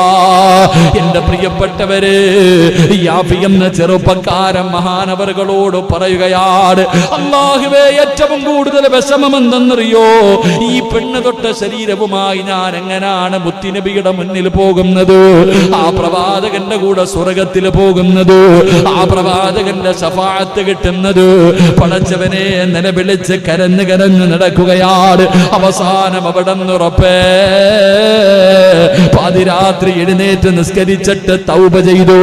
അവിടെ നിന്ന് കരഞ്ഞ് കരഞ്ഞ് തളർന്ന് കിടക്കുമ്പോ ആരാ വരുന്നതെന്നറിയുമോ? മഹാനായ നബി മുഹമ്മദ് മുസ്തഫ സല്ലല്ലാഹു അലൈഹി വസല്ലമ തങ്ങള്. അല്ലാഹുവിന്റെ പ്രവാചകൻ അവിടുന്ന് സ്വപ്നത്തിലൂടെ കടന്നു വരികയാണ്. യാഫി എന്ന് പറയുന്ന ചെറുപ്പക്കാരന് മുത്തുനബി അവിടുന്ന് കെട്ടിപ്പിടിച്ചത് കൊണ്ടാ, മുത്തുനബി എന്നെ കെട്ടിപ്പിടിച്ചത് കൊണ്ടാണ് ആ സുഗന്ധമാണ് ഈ ശരീരത്തിൽ നിന്ന് അടിച്ചു വീശുന്നതെന്ന് പറയുമ്പോ എന്റെ പ്രിയപ്പെട്ട ചെറുപ്പക്കാരാ, മോനെ, അവസരം കിട്ടുമ്പോ മുതലാക്കല്ലേ. പടച്ചറപ്പിനെ ഭയന്നുകൊണ്ട് പിന്തിരിയാൻ കഴിയണം, തെറ്റുകളിൽ നിന്ന് അകലാൻ കഴിയണം. ഒരിക്കലും നിന്റെ ശരീരം പറയുന്നത് നീ അനുസരിക്കരുത്, ശരീരം പറയുന്നത് നീ കേൾക്കരുത്. നീ ശരീരത്തിന്റെ അടിമയല്ല, നിന്റെ നഫ്സ് നിന്റെ അടിമയാണ്. ഞാൻ പറയുന്നത് എന്റെ ശരീരം കേൾക്കണം. അങ്ങനെ ഒരു കാലം വന്നാ അള്ളാന്റെ ഖുർആനാ പറയുന്നത്, അള്ളാന്റെ ഖുർആനാ പറയുന്നത്. അങ്ങനെ നമ്മുടെ ശരീരം നമ്മൾ പറയുന്നത് അനുസരിക്കുന്ന ഒരവസ്ഥ വന്നാൽ വഅമ്മാമൻ ഖാഫ മഖാമ റബ്ബിഹി വനഹൻ നഫ്സ അനിൽ ഹവാ ഫഇന്നൽ ജന്നത ഹിയൽ മഅവാ. സ്വർഗം തരാമെന്ന് പടച്ച റബ്ബാണ് പറയുന്നത്, അല്ലാഹുവാണ് പറയുന്നത് സ്വർഗം തരാമെന്ന്. അതുകൊണ്ട് ഉസ്താദേ, എന്റെ ശരീരം സ്വർഗത്തിന് പകരമായി എന്റെ ശരീരം, എന്റെ നഫ്സുണ്ടല്ലോ, ആ നഫ്സിനെ എന്റെ അടിമയാക്കാൻ തീരുമാനിച്ചു. 33 കൊല്ലത്തിന്റെ ഇടയിൽ ഞാൻ പഠിച്ച രണ്ടാമത്തെ അറിവിതാണെന്ന് മഹാനായ ഖാതിമുൽ അസം തങ്ങൾ പറയുമ്പോ, ഈ ഒരു ഇൽമ ഞങ്ങൾക്കും തരണേ അല്ലാ.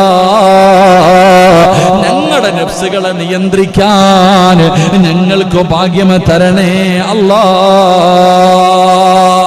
ഉസ്താദിനോട് ശിഷ്യം പറഞ്ഞു കൊടുക്കുക, ഖുർആനിൽ അല്ലാഹു പറഞ്ഞിട്ടുണ്ട്, സ്വന്തം ശരീരത്തെ, സ്വന്തം നഫ്സിനെ അല്ലാഹുവിനെ ഭയന്നുകൊണ്ട് ആരാണോ പിടിച്ചു വെക്കുന്നത്, വരുതിയിൽ കൊണ്ടുവരുന്നത്, അവന് നാളെ സ്വർഗമുണ്ടെന്ന് ഖുർആൻ പറഞ്ഞു. അതുകൊണ്ട് ഞാൻ തീരുമാനിച്ചു, ഇന്നു മുതൽ ഞാൻ പറയുന്നത് എൻ്റെ ശരീരം കേൾക്കണം, ഞാൻ പറയുന്നത് എൻ്റെ ശരീരം കേൾക്കണം, ശരീരം എൻ്റെ അടിമയാണ്.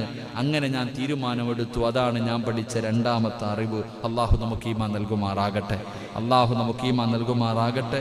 സിറാജ് പറയുന്നത് സിറാജിൻ്റെ നഫ്സ് കേൾക്കണം, കേട്ടില്ലെങ്കിൽ പിന്നെ എൻ്റെ അവസ്ഥ നരകമാണ്. അള്ളാഹു കാത്തിരക്ഷിക്കുമാറാകട്ടെ, അള്ളാഹു കാത്തിരക്ഷിക്കുമാറാകട്ടെ. 3 ഇരിക്കല്ലേ? നിർത്താറായോ? ഇല്ല ഇന്ന് ചായം കടിയൊന്നും ഇല്ലേ? അപ്പോൾ ഇൻഷാ അല്ലാഹ് അൽഹംദുലില്ലാഹ് എല്ലാവരും ഇൻഷാ അല്ലാഹ് എല്ലാവരും എന്തെങ്കിലുമൊക്കെ കരുതിക്കൊണ്ട് നമ്മുടെ പരിപാടിക്ക്, വെള്ളിയാഴ്ച ദിവസത്തെ പരിപാടിക്കൊക്കെ വേണ്ടി ഇൻഷാ അല്ലാഹ്. ഇന്ന് ഹദ്ദാദ് ഉണ്ടായിരുന്ന ഒരു സഹോദരൻ, ഹദ്ദാദ് അല്ലാഹു സുബ്ഹാനഹു വ തആല അദ്ദേഹത്തിൻ്റെ സദഖ അല്ലാഹു സ്വീകരിക്കുമാറാകട്ടെ, അർഹമായ പ്രതിഫലം അല്ലാഹു നൽകി അനുഗ്രഹിക്കുമാറാകട്ടെ. വെള്ളിയാഴ്ച ദിവസം മഗ്രിബ് നമസ്കാരം കഴിഞ്ഞിട്ട് ഒരു 5 മിനിറ്റേ ഉള്ളൂ ഹദ്ദാദ്, അരമണിക്കൂറൊന്നും ഇല്ല. നിങ്ങളൊക്കെ ഇരിക്കണം, നമസ്കാരം കഴിഞ്ഞ് എല്ലാവരും പോവാപ്പാ. ഒരു 10 മിനിറ്റേ ഉള്ളൂ. അൽഹംദുലില്ലാഹ് വേറെ ഒന്നുമില്ല. ഹദ്ദാദ് ആഴ്ചയിൽ ഒരു ദിവസമാണ് നമ്മൾ ഓതുന്നത്. അതുകൊണ്ട് ഇൻഷാ അല്ലാഹ് അടുത്ത വെള്ളിയാഴ്ച മുതൽ ഹദ്ദാദിൽ എല്ലാവരും പങ്കെടുക്കണം. ഒരു കാരണവശാലും അത് നിർത്താൻ പാടില്ല കേട്ടോ. ഉസ്താമാരെ, സലീം ഉസ്താദും എല്ലാവരും ഉണ്ട്. ഒരു കാരണവശാലും ആരെങ്കിലും ഉണ്ടോ ഇല്ലേ അത് നമ്മൾ നോക്കേണ്ട കാര്യമില്ല. ഒരു കാരണവശാലും മുടങ്ങാതെ ഇൻഷാ അല്ലാഹ് അത് നമുക്ക് തുടങ്ങിയത് നിർത്താൻ എളുപ്പമാണ്. പക്ഷേ ഇൻഷാ അല്ലാഹ് അതെന്തായാലും നിർത്താതെ തുടരണം. അല്ലാഹു ഭാഗ്യം നൽകുമാറാകട്ടെ. അപ്പോൾ ആരെങ്കിലും ഇല്ലെങ്കിൽ, ഇനി ഉസ്താമാരാരെങ്കിലും ഇല്ലെങ്കിൽ ഇൻഷാ അല്ലാഹ് നിങ്ങളൊക്കെ ഏൽപ്പിച്ചിരിക്കുക, നിങ്ങൾ ആരെങ്കിലും അത് ഓതണം ഇൻഷാ അല്ലാഹ്. അല്ലാഹു അത് നിർത്താതെ ഖിയാമത്ത് നാൾ വരെ അല്ലാഹു അത് തുടരാൻ അല്ലാഹു ഭാഗ്യം നൽകുമാറാകട്ടെ, അല്ലാഹു ഭാഗ്യം നൽകുമാറാകട്ടെ. എൻ്റെ പ്രിയപ്പെട്ട സഹോദരങ്ങളെ, 3-ാമത്തെ കാര്യം, മഹാനായ ഖാതിമുൽ അസം റളിയല്ലാഹു തആല അൻഹു അവിടെ നിന്ന് പറഞ്ഞു കൊടുക്കുന്ന 3-ാമത്തെ കാര്യം എന്തെന്നറിയുമോ? ഞാൻ അല്ലാഹുവിന്റെ പരിശുദ്ധമായ ഖുർആനിൽ ഒരു ആയത്ത് കണ്ടു. അള്ളാന്റെ വിശുദ്ധമായ ഖുർആനിൽ അല്ലാഹുവേ, മഹാനവറുകൾ പറയുന്നു, ഞാൻ ജനങ്ങളിലേക്ക് എല്ലാവരിലേക്കും നോക്കി. എല്ലാവരും ഓരോ വസ്തുക്കൾ ഇങ്ങനെ സൂക്ഷിച്ചു വെക്കുകയാ. ജനങ്ങളിലേക്ക് നോക്കുമ്പോൾ ജനങ്ങളെല്ലാവരും പടച്ചവനെ വിലപ്പെട്ട ചില സാധനങ്ങൾ അവിടെ നിന്ന് സൂക്ഷിച്ചു വെക്കുന്നതായി ഞാൻ കാണുകയാണ്. എന്തിനാണ് ഇവരൊക്കെ ഇത് സൂക്ഷിച്ചു വെക്കുന്നത്? അപ്പോഴാണ് അല്ലാഹുവിന്റെ പരിശുദ്ധമായ ഖുർആനിലെ ഒരായത്ത് ഞാൻ കാണുകയാണ്. മാ ഇൻദകും യൻഫദു വമാ ഇൻദല്ലാഹി ബാഖിയാ. മഹാനായ ഖാതിമുൽ അസം തങ്ങൾ പറയുകയാണ്, അല്ലാഹുവിന്റെ പരിശുദ്ധമായ ഖുർആൻ, മാ ഇൻദകും യൻഫദു വമാ ഇൻദല്ലാഹി ബാഖ്. പരിശുദ്ധമായ ഖുർആനിലൂടെ അല്ലാഹു പറഞ്ഞത് എന്തെന്നറിയുമോ? എല്ലാവരുടെ കയ്യിലിരിക്കുന്നതും തീർന്നു പോകും. ഈ ലോകത്താരെല്ലാം എന്തൊക്കെ കൂട്ടിവെച്ചാൽ അതെല്ലാം ഒരു ദിവസം തീർന്നു പോകും. പക്ഷേ അല്ലാഹുവിന്റെ കയ്യിലുള്ളതുണ്ടല്ലോ, അത് ഒരിക്കലും തീർന്നു പോകില്ല എന്ന് പരിശുദ്ധ ഖുർആൻ. അല്ലാഹുവിന്റെ ഖുർആനാ പറയുന്നത്, അല്ലാഹുവിന്റെ ഖുർആനാ പറയുന്നത്. എല്ലാവരും സൂക്ഷിച്ചു വെക്കുന്നത് ഒരു ദിവസം തീർന്നു പോകും. അല്ലാഹുവിന്റെ ഖുർആൻ പറയുകയാ, എല്ലാവരും കൂട്ടിവെക്കുന്നത് മുഴുവനും ഒരു ദിവസം തീർന്നു പോകും. പക്ഷെ അല്ലാഹുവിന്റെ കയ്യിലിരിക്കുന്നത് അതുപോലെ തന്നെ ഇരിക്കും. അല്ലാഹു ഈമാൻ തരുമാറാകട്ടെ, അല്ലാഹു ഈമാൻ തരുമാറാകട്ടെ. എൻ്റെ പ്രിയപ്പെട്ടവരെ, ജനങ്ങൾ മുഴുവനും സ്വർണം കൂട്ടിവെക്കുന്നു, പണം കൂട്ടിവെക്കുന്നു, എല്ലാം അവർ സമ്പാദിക്കുന്നത് മുഴുവനും ആർക്കും കൊടുക്കാതെ കൂട്ടി വെക്കുന്നു. പക്ഷെ അല്ലാഹു പറഞ്ഞു, ഈ കൂട്ടിവെച്ചത് മൊത്തം ഒരു ദിവസം പോകും. എത്ര കൂട്ടിവെച്ചാലും അതിന് എവിടെ കൊണ്ടുവച്ചാലും എല്ലാം പോകും. പക്ഷെ അല്ലാഹുവിന്റെ കയ്യിലിരിക്കുന്നത് അതുപോലെ തന്നെ ഇരിക്കും. അതുകൊണ്ട് ഇനി ഞാൻ ഇവിടെ ഒന്നും സൂക്ഷിച്ചു വെക്കുന്നില്ല. എനിക്ക് കിട്ടുന്നത് മുഴുവനും അല്ലാഹുവിന്റെ കയ്യിൽ കൊടുക്കാൻ ഞാൻ തീരുമാനിച്ചു. അതാണ് ഞാൻ പഠിച്ച 3-ാമത്തെ അറിവ്. അല്ലാഹു നമുക്ക് ഈമാൻ നൽകുമാറാകട്ടെ, അല്ലാഹു ഈമാൻ നൽകുമാറാകട്ടെ. 3-ാമത്തെ അറിവ് എന്താ? ഞാൻ എന്തൊക്കെ കൂട്ടിവെച്ചാലും എല്ലാം ഒരു ദിവസം പോവോ? നിങ്ങൾ വെച്ചിരിക്കുന്നത് എവിടെയൊക്കെ കൊണ്ടിട്ടാലും എന്തൊക്കെ ചെയ്താലും ഒരു ദിവസം ഈ കൂട്ടി വെച്ചിരിക്കുന്നത് മുഴുവനും പോകൂലേ? പക്ഷെ അല്ലാഹുവിന്റെ കയ്യിലുള്ളതോ? എൻ്റെ പ്രിയപ്പെട്ട സഹോദരങ്ങൾ, നമ്മൾ അല്ലാഹുവിന്റെ കൈ കൊടുത്തത് അത് സേഫായിട്ട് അവിടെ തന്നെ ഉണ്ടാകും. അതാണ് ഏറ്റവും വലിയ ലോക്കർ. അല്ലാഹു ഈമാൻ തരുമാറാകട്ടെ, അല്ലാഹു ഈമാൻ തരുമാറാകട്ടെ. എൻ്റെ പ്രിയപ്പെട്ട സഹോദരങ്ങളെ, അല്ലാഹുവിന്റെ പ്രവാചകൻ അവിടെ നിന്ന് പറയുകയാ, മഹാനായ ഖാതിമുൽ അസം തങ്ങൾ പറയുകയാണ്, അതുകൊണ്ട് എൻ്റെ കയ്യിൽ എന്തെങ്കിലും കിട്ടിക്കഴിഞ്ഞാൽ വൈകുന്നേരത്തിന് മുമ്പേ ഞാൻ അത് അല്ലാഹുവിന് വേണ്ടി കൊടുക്കുമായിരുന്നു. പടച്ചവൻ അല്ലാഹുവിന് കൊടുക്കുമെന്ന് പറഞ്ഞാൽ പാവങ്ങൾക്ക് കൊടുക്കുമായിരുന്നു, യതീമീങ്ങൾക്ക് കൊടുക്കുമായിരുന്നു, രോഗികൾക്ക് കൊടുക്കാൻ തീരുമാനിച്ചു. ഞാനൊന്നും കരുതി വെക്കാറില്ല. എൻ്റെ കയ്യിൽ നാളത്തെ ആളുകൾക്ക് വേണ്ടി ഞാനൊന്നും കൂട്ടിവെക്കാറില്ല. എല്ലാം അല്ലാഹുവിന്റെ കയ്യിൽ സുരക്ഷിതമായി കൊടുക്കുകയാ. അല്ലാഹുവിന്റെ കയ്യിൽ കൊടുക്കുമെന്ന് പറഞ്ഞാൽ മഹാനായ നബി മുഹമ്മദ് മുസ്തഫ സല്ലല്ലാഹു അലൈഹി വസല്ലമ തങ്ങൾ പറയുകയാണ്, അല്ലാഹുവിന്റെ പ്രവാചകൻ നമുക്ക് പഠിപ്പിച്ചു തരികയാ. അല്ലാഹുവിന്റെ കയ്യിൽ കൊടുക്കുമെന്ന് പറഞ്ഞാൽ മഹാനായ നബി ഹുറൈറ റളിയല്ലാഹു തആല അൻഹു ഖാല റസൂലുള്ളാഹി സ്വല്ലല്ലാഹു അലൈഹി വസല്ലം മൻ തസദ്ദഖ ബിഅദ്ലി തംറത്തിൻ മിൻ കസ്ബി തയ്യിബി വലാ യഖ്ബലുല്ലാഹു ഇല്ല തയ്യിബാ ഫഇന്നല്ലാഹ യതഖബ്ബലുഹാ ബിയമീനിഹി സുമ്മ യുറബ്ബിയഹും ലിസാഹിബിഹാ. മഹാനായ അബൂ ഹുറൈറ റളിയല്ലാഹു തആല അൻഹു റിപ്പോർട്ട് ചെയ്യുന്ന ഹദീസാണ്. അല്ലാഹുവിന്റെ പ്രവാചകൻ പറയുകയാണ്, ഏതെങ്കിലും ഒരു മനുഷ്യൻ തന്റെ കയ്യിലെ പരിശുദ്ധമായ സമ്പാദ്യത്തിൽ നിന്ന് പരിശുദ്ധമായത് മാത്രമേ അല്ലാഹു സ്വീകരിക്കാറുള്ളൂ. കഷ്ടപ്പെട്ടുണ്ടാക്കിയെടുത്തത് മാത്രമേ അല്ലാഹു സ്വീകരിക്കാറുള്ളൂ. പലിശ വേണ്ട, ഹറാം വേണ്ട, ലോൺ എടുത്തത് വേണ്ട, ഹറാമായ വഴിയിലൂടെ സമ്പാദിച്ചത് വേണ്ട, പറ്റിച്ചുണ്ടാക്കിയത് വേണ്ട. ഹലാലായ സമ്പാദ്യത്തിൽ നിന്ന് ഒരു കാരക്കയുടെ കഷ്ടം നീ സദഖ കൊടുത്താ അല്ലാഹു അത് ഒരു കാരക്കയുടെ പകുതിയാണെന്ന് നോക്കാറില്ല. നീ കൊടുത്തത് ലക്ഷമാണോ 1 രൂപയാണോ, അല്ലാഹു എല്ലാത്തിനും പരിഗണനയൊന്നാണ്. ആ കൊടുത്തത് 1 രൂപയാണെങ്കിലും അല്ലാഹു അവിടുന്ന് തന്റെ വലം കൈകൊണ്ട് സ്വീകരിക്കുകയാ, അവിടുന്ന് വലത് കൈകൊണ്ട് സ്വീകരിക്കുകയാ. എന്നിട്ട് നിങ്ങളിൽ ഒരാള് തന്റെ വീട്ടിൽ കുതിരയുടെ കുട്ടിയെ വളർത്തുന്നത് പോലെ, ഒരു കുതിരയുടെ ചെറിയ കുഞ്ഞിനെ നിങ്ങൾ വളർത്തുന്നത് പോലെ നീ കൊടുത്ത കാരക്കയുടെ പകുതി ഉണ്ടല്ലോ, അല്ലാഹു നോക്കി വളർത്തുകയാ, അല്ലാഹു നോക്കി വളർത്തുകയാണ്. എന്നിട്ടോ നാളെ നീ പടച്ച റബ്ബിന്റെ പരലോകത്തേക്ക് മീസാൻ എന്ന് പറയുന്ന നന്മതിന്മ തൂക്കുന്ന ത്രാസിന്റെ മുന്നിലെത്തുമ്പോ നീ കൊടുത്ത ഈ കാരക്കയുടെ പകുതി ഉണ്ടല്ലോ, അല്ലാഹു നിനക്ക് ഉഹദ് മലയോളം വലിപ്പമുള്ളതാക്കി അല്ലാഹു നിനക്ക് തിരിച്ചു തരുമെന്ന് നബി മുഹമ്മദ് മുസ്തഫ സല്ലല്ലാഹു അലൈഹി വസല്ലം. ഈ കാണുന്ന പള്ളിക്ക് ലക്ഷം കൊടുത്താൽ നീ കൊടുക്കുന്നത് 1 രൂപയാണെങ്കിലും ആ 1 രൂപ എന്റെ പ്രിയപ്പെട്ടവരെ അല്ലാഹു വലത് കൈകൊണ്ട് സ്വീകരിച്ചിട്ട് ഒലുഹിയ മൃഗത്തെ നമ്മൾ വളർത്തുമല്ലോ. എന്റെ പ്രിയപ്പെട്ടവരെ അല്ലാഹു ഒരു കുതിരയുടെ കുഞ്ഞിനെ വളർത്തുന്നത് പോലെ നീ കൊടുത്ത സദഖ അല്ലാഹു വളർത്തുകയാണ്. എന്നിട്ടോ നാളെ നീ പരലോകത്ത് ചെല്ലുമ്പോ പർവ്വതത്തോളം വലിപ്പമുള്ളതാക്കി അല്ലാഹു നിനക്ക് തിരിച്ചു തരുമെന്ന് നബി മുഹമ്മദ് മുസ്തഫ സല്ലല്ലാഹു അലൈഹി വസല്ലമ തങ്ങൾ പറയുമ്പോൾ എന്റെ പ്രിയപ്പെട്ടവരെ സദഖ ചെയ്യാൻ മടിയാട്, നല്ല കാര്യങ്ങൾക്ക് വേണ്ടി കൊടുക്കാൻ മടിയാട്. ശൈത്താൻ പറയും കുറഞ്ഞു പോകും, നിനക്ക് ദാരിദ്ര്യം വരും എന്ന് പറയുമ്പോ എന്റെ പ്രിയപ്പെട്ടവരെ കൊടുക്കാതെ പൂഴ്ത്തി വെക്കുന്നവന് എന്തൊരു വലിയ ഭാഗ്യമാ നീ നഷ്ടപ്പെടുത്തുന്നത്, എത്ര വലിയ ഭാഗ്യമാണ് നഷ്ടപ്പെടുത്തുന്നത്. മഹാനായ നബി മുഹമ്മദ് മുസ്തഫ സല്ലല്ലാഹു അലൈഹി വസല്ലമ തങ്ങൾ പറയുകയാ, എന്റെ പ്രിയപ്പെട്ടവരെ ഇന്ന സദഖത ലതുത്ഫി അന്നഹരിഹറുൽ ഖുബൂർ. മഹാനായ പ്രവാചകൻ സല്ലല്ലാഹു അലൈഹി വസല്ലമ തങ്ങൾ പറയുകയാണ്, എന്റെ പ്രിയപ്പെട്ടവരെ സദഖ കൊടുക്കുന്നതിലൂടെ അല്ലാഹു നമുക്ക് തരുന്ന പ്രതിഫലം എന്തെന്നറിയുമോ? അല്ലാഹുവിന്റെ റസൂലാ പറഞ്ഞത്, എത്ര കോടിയുണ്ടെങ്കിലും എത്ര ലക്ഷങ്ങളുണ്ടെങ്കിലും പാവങ്ങൾക്കും നല്ല കാര്യങ്ങൾക്കും കൊടുക്കാത്ത മനുഷ്യൻ കേട്ടോ, റസൂലുള്ളാഹി തങ്ങൾ പറയുകയാ, ഇന്ന സദഖത അൽ മുസ്ലിമു തസീദു ഫീ അംരിഹി വതംനഉ മിയത്തി തമീതതസൂ വയദ്ഹബുല്ലാഹു ബിഹൽ കിബ്റു വൽ ഫഖ്റു.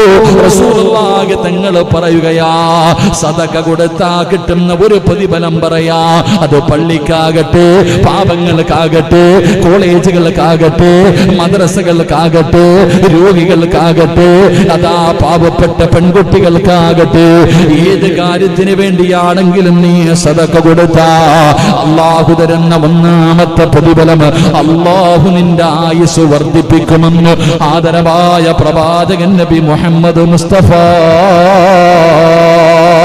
സല്ലല്ലാഹു അലൈഹി വസല്ലമ തങ്ങൾ പറയുകയാ, നമ്മുടെ ആയുസ് നീട്ടിത്തരണ്ടേ, നമ്മുടെ ആയുസ് നീട്ടണോ, നമ്മുടെ ആയുസിൽ വർധനവ് വേണോ?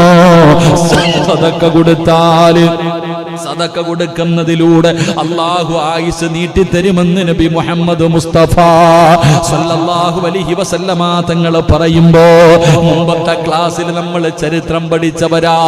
ഒരു സദക്ക കൊടുത്തപ്പോ അബ്ദുറഹ്മാൻ ഇബ്നു ഔഫ് എന്ന് പറയുന്ന സ്വഹാബി മരിക്കുമെന്ന് മുത്തുനബിയുടെ മുന്നിൽ ജിബ്രീൽ എന്ന് പറയുന്ന മലക്ക് വന്ന് പറഞ്ഞു കൊടുത്തതാ.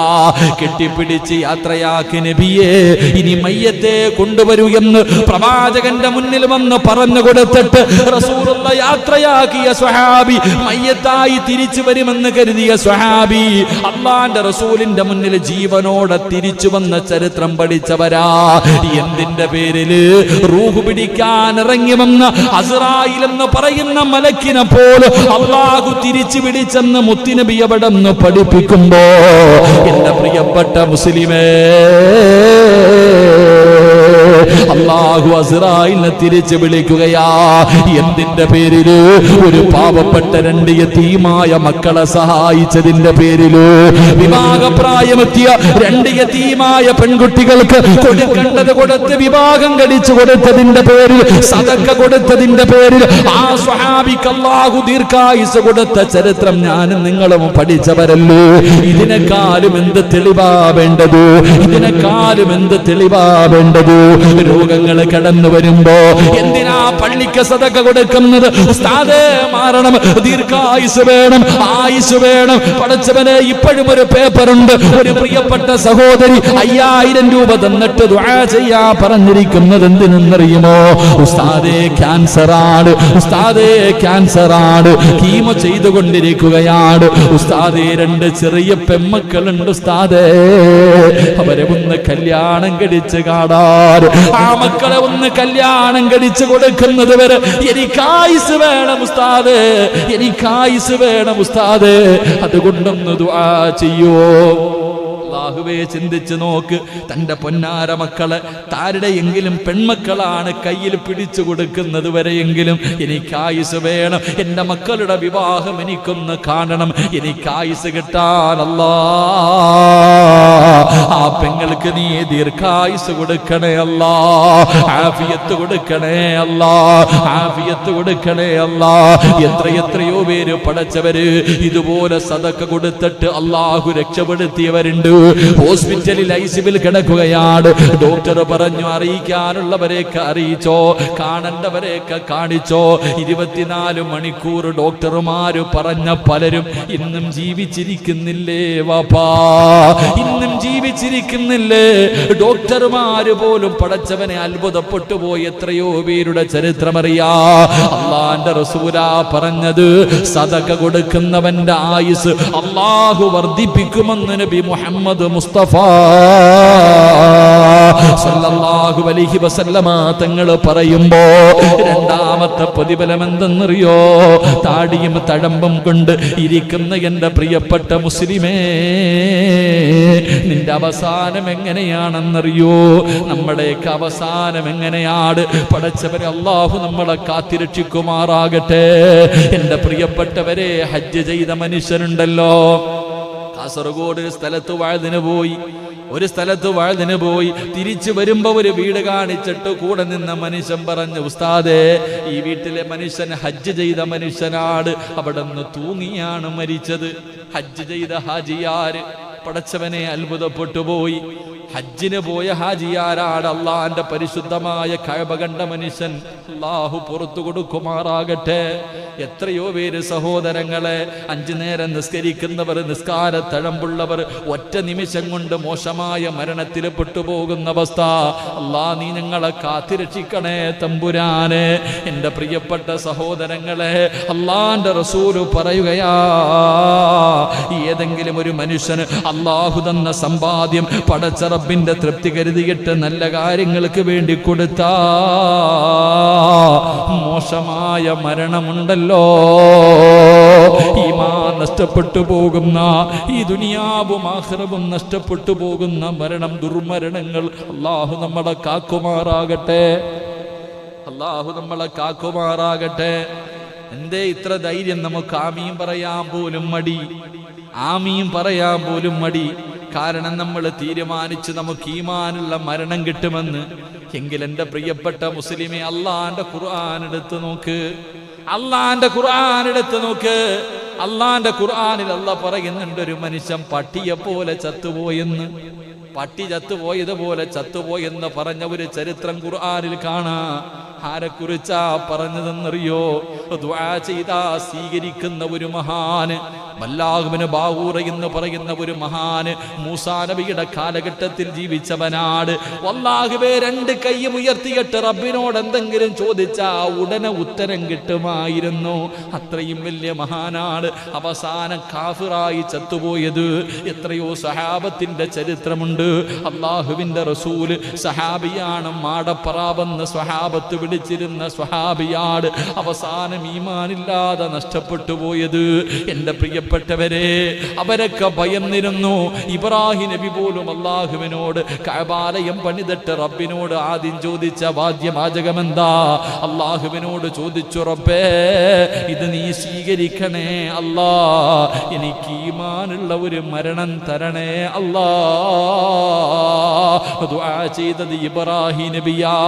യൂസുഫ് നബിയും ദുആ ചെയ്തത്, അല്ലാഹുവേ തവഫനി മുസ്ലിമാ, ഈമാനുള്ള മരണവാ.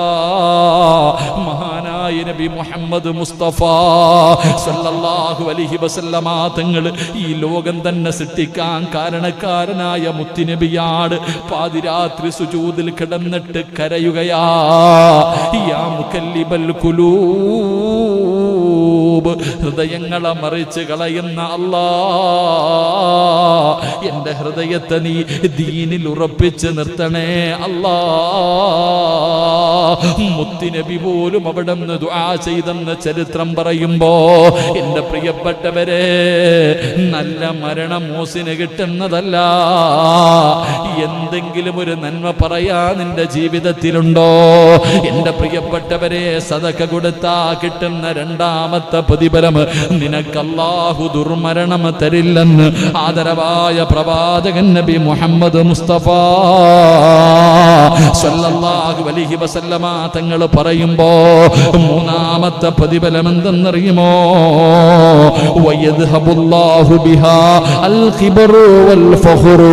അല്ലാഹുവിന്റെ റസൂൽ പറയുകയാണ്, അഹങ്കാരവും ദുരഭിമാനവും അല്ലാഹു നിന്റെ ഹൃദയത്തിൽ തരില്ലെന്ന് നബി മുഹമ്മദ് മുസ്തഫ സല്ലല്ലാഹു അലൈഹി വസല്ലമ തങ്ങൾ പറയുമ്പോ, ചിലരൊക്കെ പുത്തൻ പണക്കാരുണ്ടല്ലോ, എന്തൊരു അഹങ്കാരമെന്നറിയോ? പടച്ചവൻ അവന്റെ നടത്തവും അവന്റെ സ്വഭാവവും കണ്ട പാപങ്ങളോടൊന്നും മിണ്ടില്ലല്ലോ. വേണമെങ്കിൽ അങ്ങോട്ട് പോയി മിണ്ടണം, പാപങ്ങളോട് സംസാരിക്കുകയില്ല. പെട്ടെന്ന് പണമുണ്ടാക്കിയവനാട്, ഒരുപാട് സമ്പാദിച്ചു വെച്ചവനാട്. എങ്കിൽ എന്റെ പ്രിയപ്പെട്ടവരെ, ഒരുപാട് സമ്പത്ത് അല്ലാഹു കൊടുത്തിട്ടുണ്ട്. പാപങ്ങൾക്കൊക്കെ കൊടുക്കുന്നവൻ പടച്ചവനെ ഇങ്ങോട്ട് വന്ന് സലാം പറയുകയാണ്. നമ്മൾ എത്രയോ പേരെ കണ്ടിട്ടുണ്ട്. ചില പുത്തൻ പണക്കാരെന്ന് പറഞ്ഞാൽ പണമൊക്കെ കിട്ടിക്കഴിഞ്ഞാൽ പിന്നെ മിണ്ടൂല, സലാം പറയൂല. ഓന്റെ നടത്തവും പ്രവർത്തനവും കണ്ടു കഴിഞ്ഞാൽ അള്ളാഹു ഇവനാണ് ഏറ്റവും വലുത്. അഹങ്കാരം, ദുരഭിമാനം. റസൂലുള്ളാഹി തങ്ങൾ പറഞ്ഞു സദഖ കൊടുക്കുന്നത്. എനിക്ക് ഇപ്പോഴും ഓർമ്മയുണ്ട്, നമ്മുടെ കാസർഗോഡ് മാലിക് ദിനാർ, അല്ലാഹു സുബ്ഹാനഹു വ തആല സിയാറത്ത് ചെയ്യാൻ അല്ലാഹു ഭാഗ്യം നൽകുമാറാകട്ടെ. സ്വഹാബിയുടെ ഖബറാണ് മാലിക് ദിനാർ റളിയല്ലാഹു തആല അൻഹു. സ്വഹാബിയല്ലേ, പോയി സിയാറത്ത് ചെയ്യണം. എത്ര പേരുണ്ട് പോയവര്? ഊട്ടി പോയവരൊക്കെ ഒന്ന് കൈവക്കിക്ക്. കൊടൈക്കനാല്, മൈസൂർ, ബാംഗ്ലൂര്, എറണാകുളത്ത്, വീഗാലാൻഡ് അല്ലേ? ഒരു സഹാബിയുടെ ഖബറല്ലേ മാലിക് ദിനാർ റളിയല്ലാഹു തആല അൻഹു. പോയി എത്ര പേര് കണ്ടിട്ടുണ്ടെന്ന് കൈവക്കിക്ക്. പോയ ആരെങ്കിലും ഉണ്ടെങ്കിൽ? സുബ്ഹാനല്ലാഹ്. സാജിദ, നീ എൻ്റെ കൂടെ വന്നപ്പം കയറിയതല്ലേ? എന്തേ ഒരു സഹാബിയല്ല, സഹാബി കന്നുജും. മാലിക് ദിനാർ റളിയല്ലാഹു തആല അൻഹുവിന്റെ എത്രയോ ഹദീസുകൾ നമ്മൾ വായിച്ചിട്ടുണ്ട്. എന്തേ പോയി കാണാത്തത്? അല്ലാഹ് ഈമാൻ തരുമാറാകട്ടെ.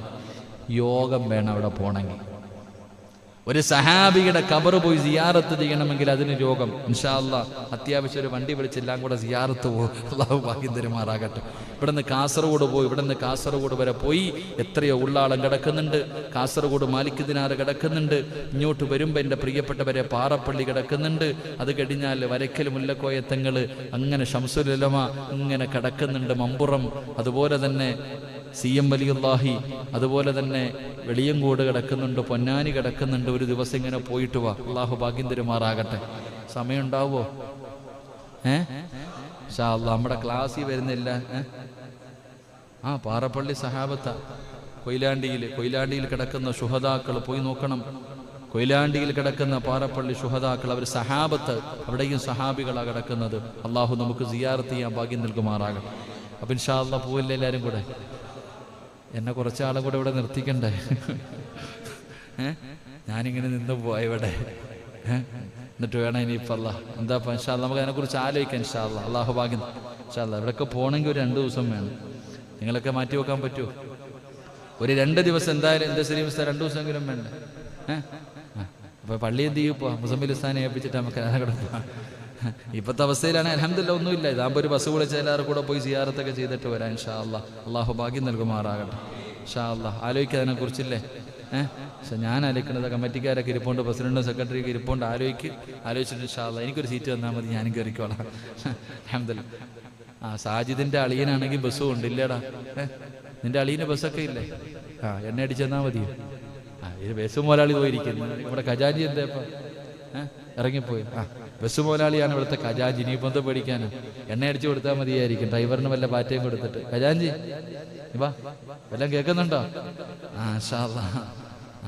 അപ്പം നമ്മളൊരു നല്ല കാര്യം പറഞ്ഞു. ഇൻഷാ അല്ലാഹ് നല്ലതാണെങ്കിൽ അള്ളാഹു നടത്തി തരുമാറാകട്ടെ. പോണ സഹോദരങ്ങളെ, മഹാന്മാരുടെ ഖബറുകൾ എന്തേ മഹാന്മാരാരെന്നറിയോ? മഹാന്മാരെ കുറിച്ച് നമുക്ക് അറിയാനിട്ടാ. അവരെ മനസ്സിലാക്കാൻ തുടങ്ങിക്കഴിഞ്ഞാൽ നമ്മളൊക്കെ ഒന്ന് ചിന്തിച്ചു നോക്കി. ഏർവാടിയിലൊക്കെ ഒന്ന് പോയി നോക്കും.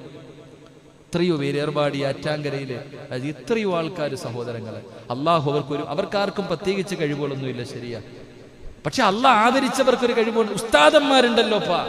നിങ്ങളൊരു കാര്യം, ഈ കാണുന്ന മുത്തഅല്ലിമീങ്ങളുണ്ടല്ലോ, ചെറിയ കുട്ടികൾ, ഇൽമു പഠിക്കുന്ന മുത്തഅല്ലിമ് മലക്കുകൾ ചിറക് താഴ്ത്തി ബഹുമാനിക്കുന്ന 3 മഹത്വം ഞാൻ പറയാം. ഒരു കുട്ടിയുടെ, ഒരു ചെറിയ ഒരു വിദ്യാർത്ഥി, ഇൽമു പഠിക്കുന്ന ഒരു വിദ്യാർത്ഥിയുടെ മഹത്വം. 1, മലക്കുകൾ ചിറക് താഴ്ത്തി ബഹുമാനിക്കും. 2, പള്ളിപ്പറമ്പിൽ അവ ഇറങ്ങിപ്പോയതിന്റെ ബറക്കത്ത് കൊണ്ട് 40 ഖബറാളികൾ രക്ഷപ്പെടും. അല്ലാഹു ഈമാൻ തരുമാറാകട്ടെ. ആരുടെ പതിവല പറഞ്ഞ്? ഹാഫിളല്ല, ആലിമല്ല, ഈ ജുബ്ബയും തൊപ്പിയിട്ടോടെ പഠിക്കാൻ പോണ മുത്തല്ലിങ്ങളുണ്ടല്ല. കോളേജുകളിലൊക്കെ പോയി പഠിക്കണ ചെറിയ മുത്തല്ലിമായ മക്കൾ, ഈ മദ്രസയെ പഠിക്കാൻ വരുന്ന, എന്റെ മുത്തല്ലിമ പോട്ടെ, മദ്രസയെ പഠിക്കുന്ന ഇൽമ തന്നെയല്ലേ, ഈ പഠിക്കാൻ വരുന്ന മക്കൾ താഴോട്ട് ഇറങ്ങിപ്പോയ 40 ഖബറാളികൾ രക്ഷപ്പെട്ടു. അൽഹംദുലില്ലാഹ്, അവർക്ക് പെരുന്നാളാ. അപ്പൊ ഈ വിദ്യാർത്ഥികൾക്ക് ഈ മഹത്വം ഉണ്ടെങ്കിൽ ഒന്ന് മുകളിലേക്ക് ചിന്തിച്ചവോ എന്റെ പ്രിയപ്പെട്ട സഹോദരങ്ങൾ, ഔലിയാക്കന്മാർ, അള്ളാഹു ആദരിച്ചവരല്ലേ അവർ. അവർക്കൊക്കെ അള്ളയല്ലേ, അവർക്ക് പ്രത്യേകിച്ചൊന്നുമില്ല. തെറ്റിദ്ധാരണകളാണ്. ആരും പോയി നിന്നിട്ട് മുഹിയുദ്ദീൻ ഷെയ്ഖ് അല്ലെങ്കിൽ അജ്മീർ ഷെയ്ഖ് എന്ന് പറയുന്നില്ലല്ലോപ്പാ. ഒരു മനുഷ്യന്റെ മനസ്സിന്റെ ഉള്ളിലുള്ള നിയ്യത്ത് അള്ളയല്ലേ അറിയണേ. എന്റെ പ്രിയപ്പെട്ടവരെ, തെറ്റിദ്ധാരണകളൊക്കെ മാറ്റി. ഈ പുസ്തകങ്ങളിൽ പറയുന്ന അതൊന്നുമല്ല. യഥാർത്ഥമായി മഹാന്മാരെ നമ്മൾ ആദരിക്കണം, സ്നേഹിക്കണം, ബഹുമാനിക്കണം. അവരാരാണെന്ന് പഠിച്ചു കഴിഞ്ഞാൽ പിന്നെ നമ്മുടെ സ്വഭാവങ്ങളൊക്കെ മാറും. അള്ളാഹു അവരെ മനസ്സിലാക്കാൻ ഭാഗ്യം തരുമാറാകട്ടെ. സഹോദരങ്ങളെ, എത്രയോ പേര് ഹോസ്പിറ്റലിൽ പോയി സർജറി, എനിക്കറിയാം. ഞാൻ കാസർഗോഡ് അടുത്ത് വഅദിന് പോയപ്പോൾ ഒരു ചെറുപ്പക്കാരൻ വന്നിട്ട് പറഞ്ഞു, ഉസ്താദ് ഇന്ന് ഉറൂസിന് വഅദ് പറയുന്ന ആ സദസ്സിൽ ചെല്ലുമ്പോൾ ഉസ്താദ് എൻ്റെ കാര്യം പറയണം. എൻ്റെ അടുത്ത് കിഡ്നി മാറ്റിവെക്കാൻ ഡോക്ടർ പറഞ്ഞതാ. പക്ഷേ ഞാൻ ഇപ്പോഴും ജീവിച്ചിരിപ്പുണ്ട്.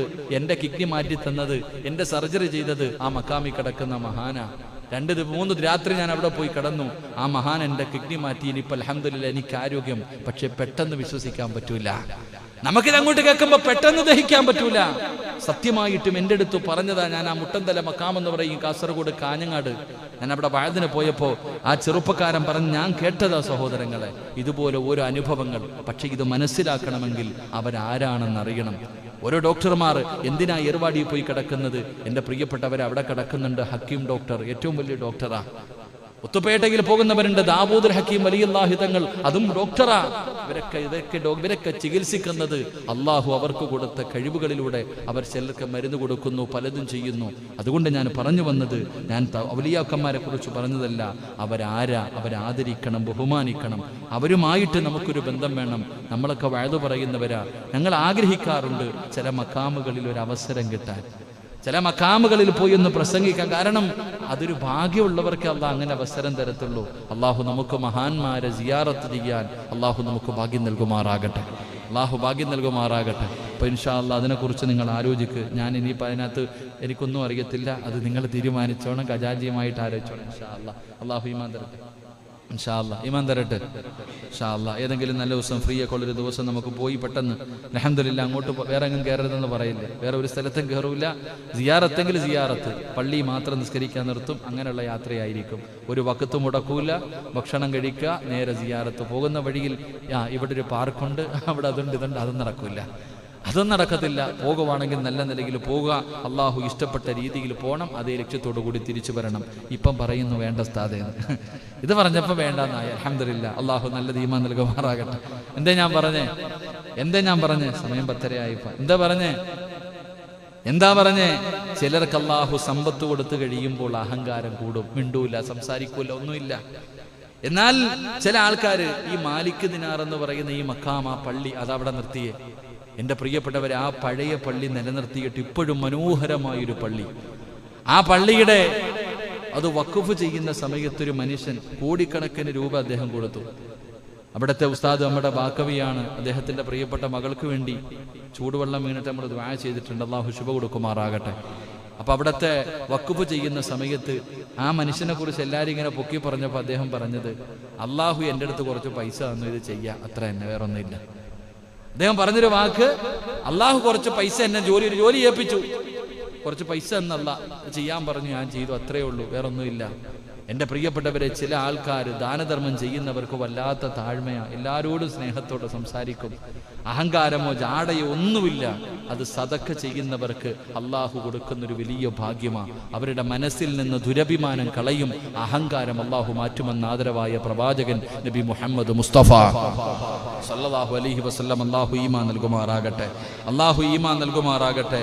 എൻ്റെ പ്രിയപ്പെട്ട സഹോദരങ്ങളെ, 4ാമത്തെ പ്രതിഫലം എന്താണ്?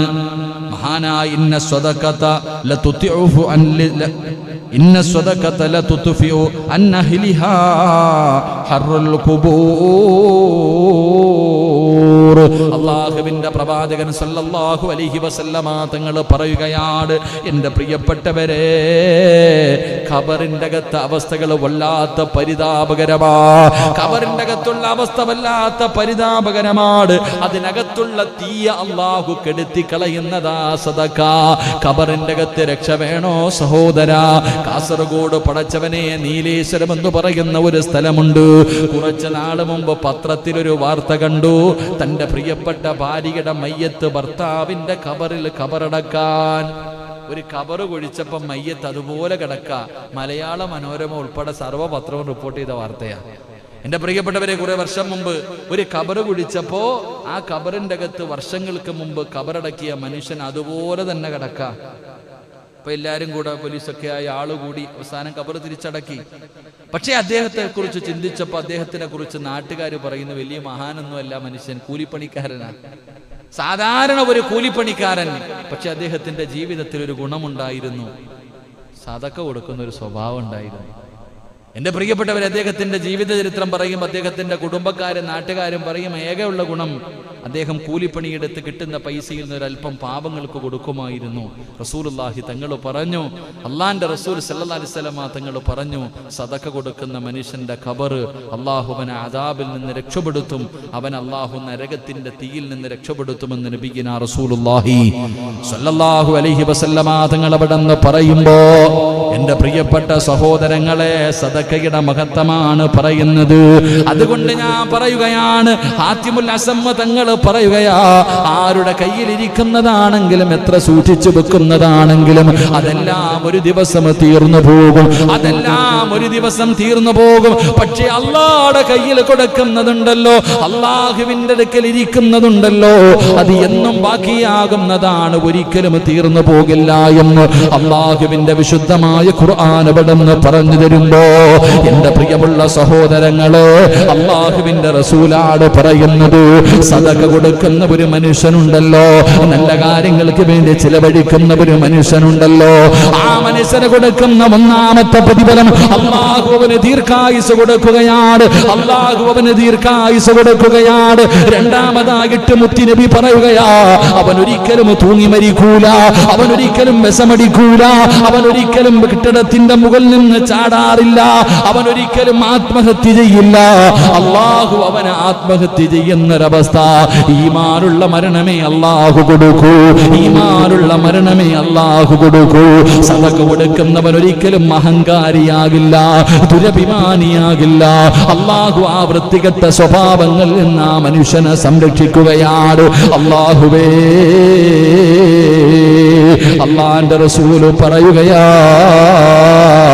അവന്റെ ഖബറ് സ്വർഗമാ, അവന്റെ ഖബറ് സ്വർഗമാ, അവന്റെ മണ്ണറ മണിയറയാണ്, അവന്റെ ഖബറിന്റെ അകത്തവന് നരകത്തിന്റെ തീയില്ല, കാലിന്റെ ഭാഗത്തെ സ്വർഗത്തിന്റെ കവാടങ്ങൾ ഇങ്ങനെ തുറന്നു കൊടുക്കുകയാ. അതുകൊണ്ട് എന്റെ പ്രിയപ്പെട്ടവരോട് പറയുകയാണ്, അള്ളാഹുവിന്റെ പള്ളിക്ക് വേണ്ടി സദഖ കൊടുക്കുന്നവരുണ്ടല്ലോ, പടച്ചവനെ, ഇന്നും ഒരു സഹോദരൻ ജുമാ കഴിഞ്ഞപ്പോ 2.25 ലക്ഷം രൂപ കയ്യിൽ കൊണ്ടുതന്നു, ഉസ്താദേ ദുആ ചെയ്യണേ, ദുആ ചെയ്യണേ. അല്ലാഹുവേ, ആ സഹോദരന്റെ സദഖ നീ സ്വീകരിക്കണേ അല്ലാ, മാതാപിതാക്കൾക്ക് ദീർഘായുസ് കൊടുക്കണേ അല്ലാ, ജീവിത മാർഗത്തിൽ ബറക്കത്ത് നൽകണേ അല്ലാ. എന്റെ പ്രിയപ്പെട്ടവരെ, കിട്ടുന്ന പ്രതിഫലം എന്തെന്നറിയുമോ? അല്ലാ,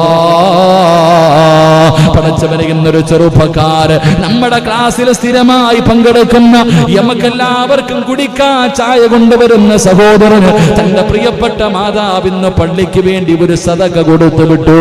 അല്ലാഹുവേ, മക്കള് കൊടുത്തതല്ല, അല്ലെങ്കിൽ വേറെ എവിടെ നിന്നെങ്കിലും കിട്ടിയതല്ല, ആ ഉമ്മ സ്വന്തമായിട്ട് അധ്വാനിച്ചുണ്ടാക്കിയ ഹലാലായ മാർഗത്തിലൂടെ സമ്പാദിച്ച ആ പൈസ കൊടുത്തു വാങ്ങിയ സ്വർണം, തന്റെ ചെവിയിൽ കിടന്ന 2 കമ്മലുണ്ടല്ലോ, മോന്റെ കയ്യിൽ കൊടുത്തു വിട്ടിരിക്കുകയാ. എന്തിനാ? അല്ലാഹുവിന്റെ പള്ളിക്ക് വേണ്ടി, പടച്ചറപ്പിന്റെ പള്ളിക്ക് വേണ്ടി. ഉമ്മയുടെ ആഗ്രഹം എന്തെന്നറിയുമോ? അല്ലാഹുവേ, ഈ ലോകത്ത് നിന്ന് യാത്ര പറയുമ്പോ ലാ ഇലാഹ ഇല്ലല്ലാഹ് മുഹമ്മദുർ റസൂലുള്ളാഹ്, ഈമാനുള്ള ഒരു മരണത്തിന് വേണ്ടിയാ. എന്റെ പ്രിയപ്പെട്ടവര്, അള്ളാഹുവിന്റെ റസൂലല്ലേ പറഞ്ഞത്? നീ കാണും സഹോദരാ, ഈ ലോകത്ത് നിന്ന് യാത്ര പറയുന്ന സമയം അള്ളാഹുവിന്റെ മലക്കുകൾ നിന്റെ കണ്ണിന്റെ മുന്നിൽ കൊണ്ടുവന്ന് കാണിച്ചു തരികയാണ്. വഅബ്ശിറൂ ബിൽ ജന്നാ, വഅബ്ശിറൂ ബിൽ ജന്നാ. ഇതാണടാ പ്രതിഫലം, നീ കൊടുത്തതിന്റെ പ്രതിഫലം. അള്ളാഹുവിന്റെ പള്ളിക്ക് വേണ്ടി, നല്ല കാര്യങ്ങൾക്ക് വേണ്ടി നീ കഷ്ടപ്പെട്ട് അധ്വാനിച്ച പണം കൊടുത്തവനല്ലേ, ആ കൊടുത്തതിന്റെ പ്രതിഫലം ഇതാടാ. വഅബ്ശിറൂ ബിൽ ജന്നാ യാ അയ്യതുഹൻ നഫ്സുൽ മുത്മഇന്ന ഇർജിഇ ഇലാ റബ്ബികി റാളിയതൻ മർദിയാ ഫദ്ഖുലി ഫീ ഇബാദി വദ്ഖുലി ജന്നതി. ഞാൻ പറഞ്ഞതല്ല, അല്ലാഹ് പറഞ്ഞതാ. പറഞ്ഞതല്ല, അല്ല പറഞ്ഞതാ. ഖുർആനിലല്ലേ അല്ല പറഞ്ഞത്? അല്ലയാണ് പറഞ്ഞത്. മലക്കുകൾ ചോദിക്കുന്നു, എന്തിനാടാ നീ കരയുന്നത്? എന്തിനാ പേടിക്കുന്നത്?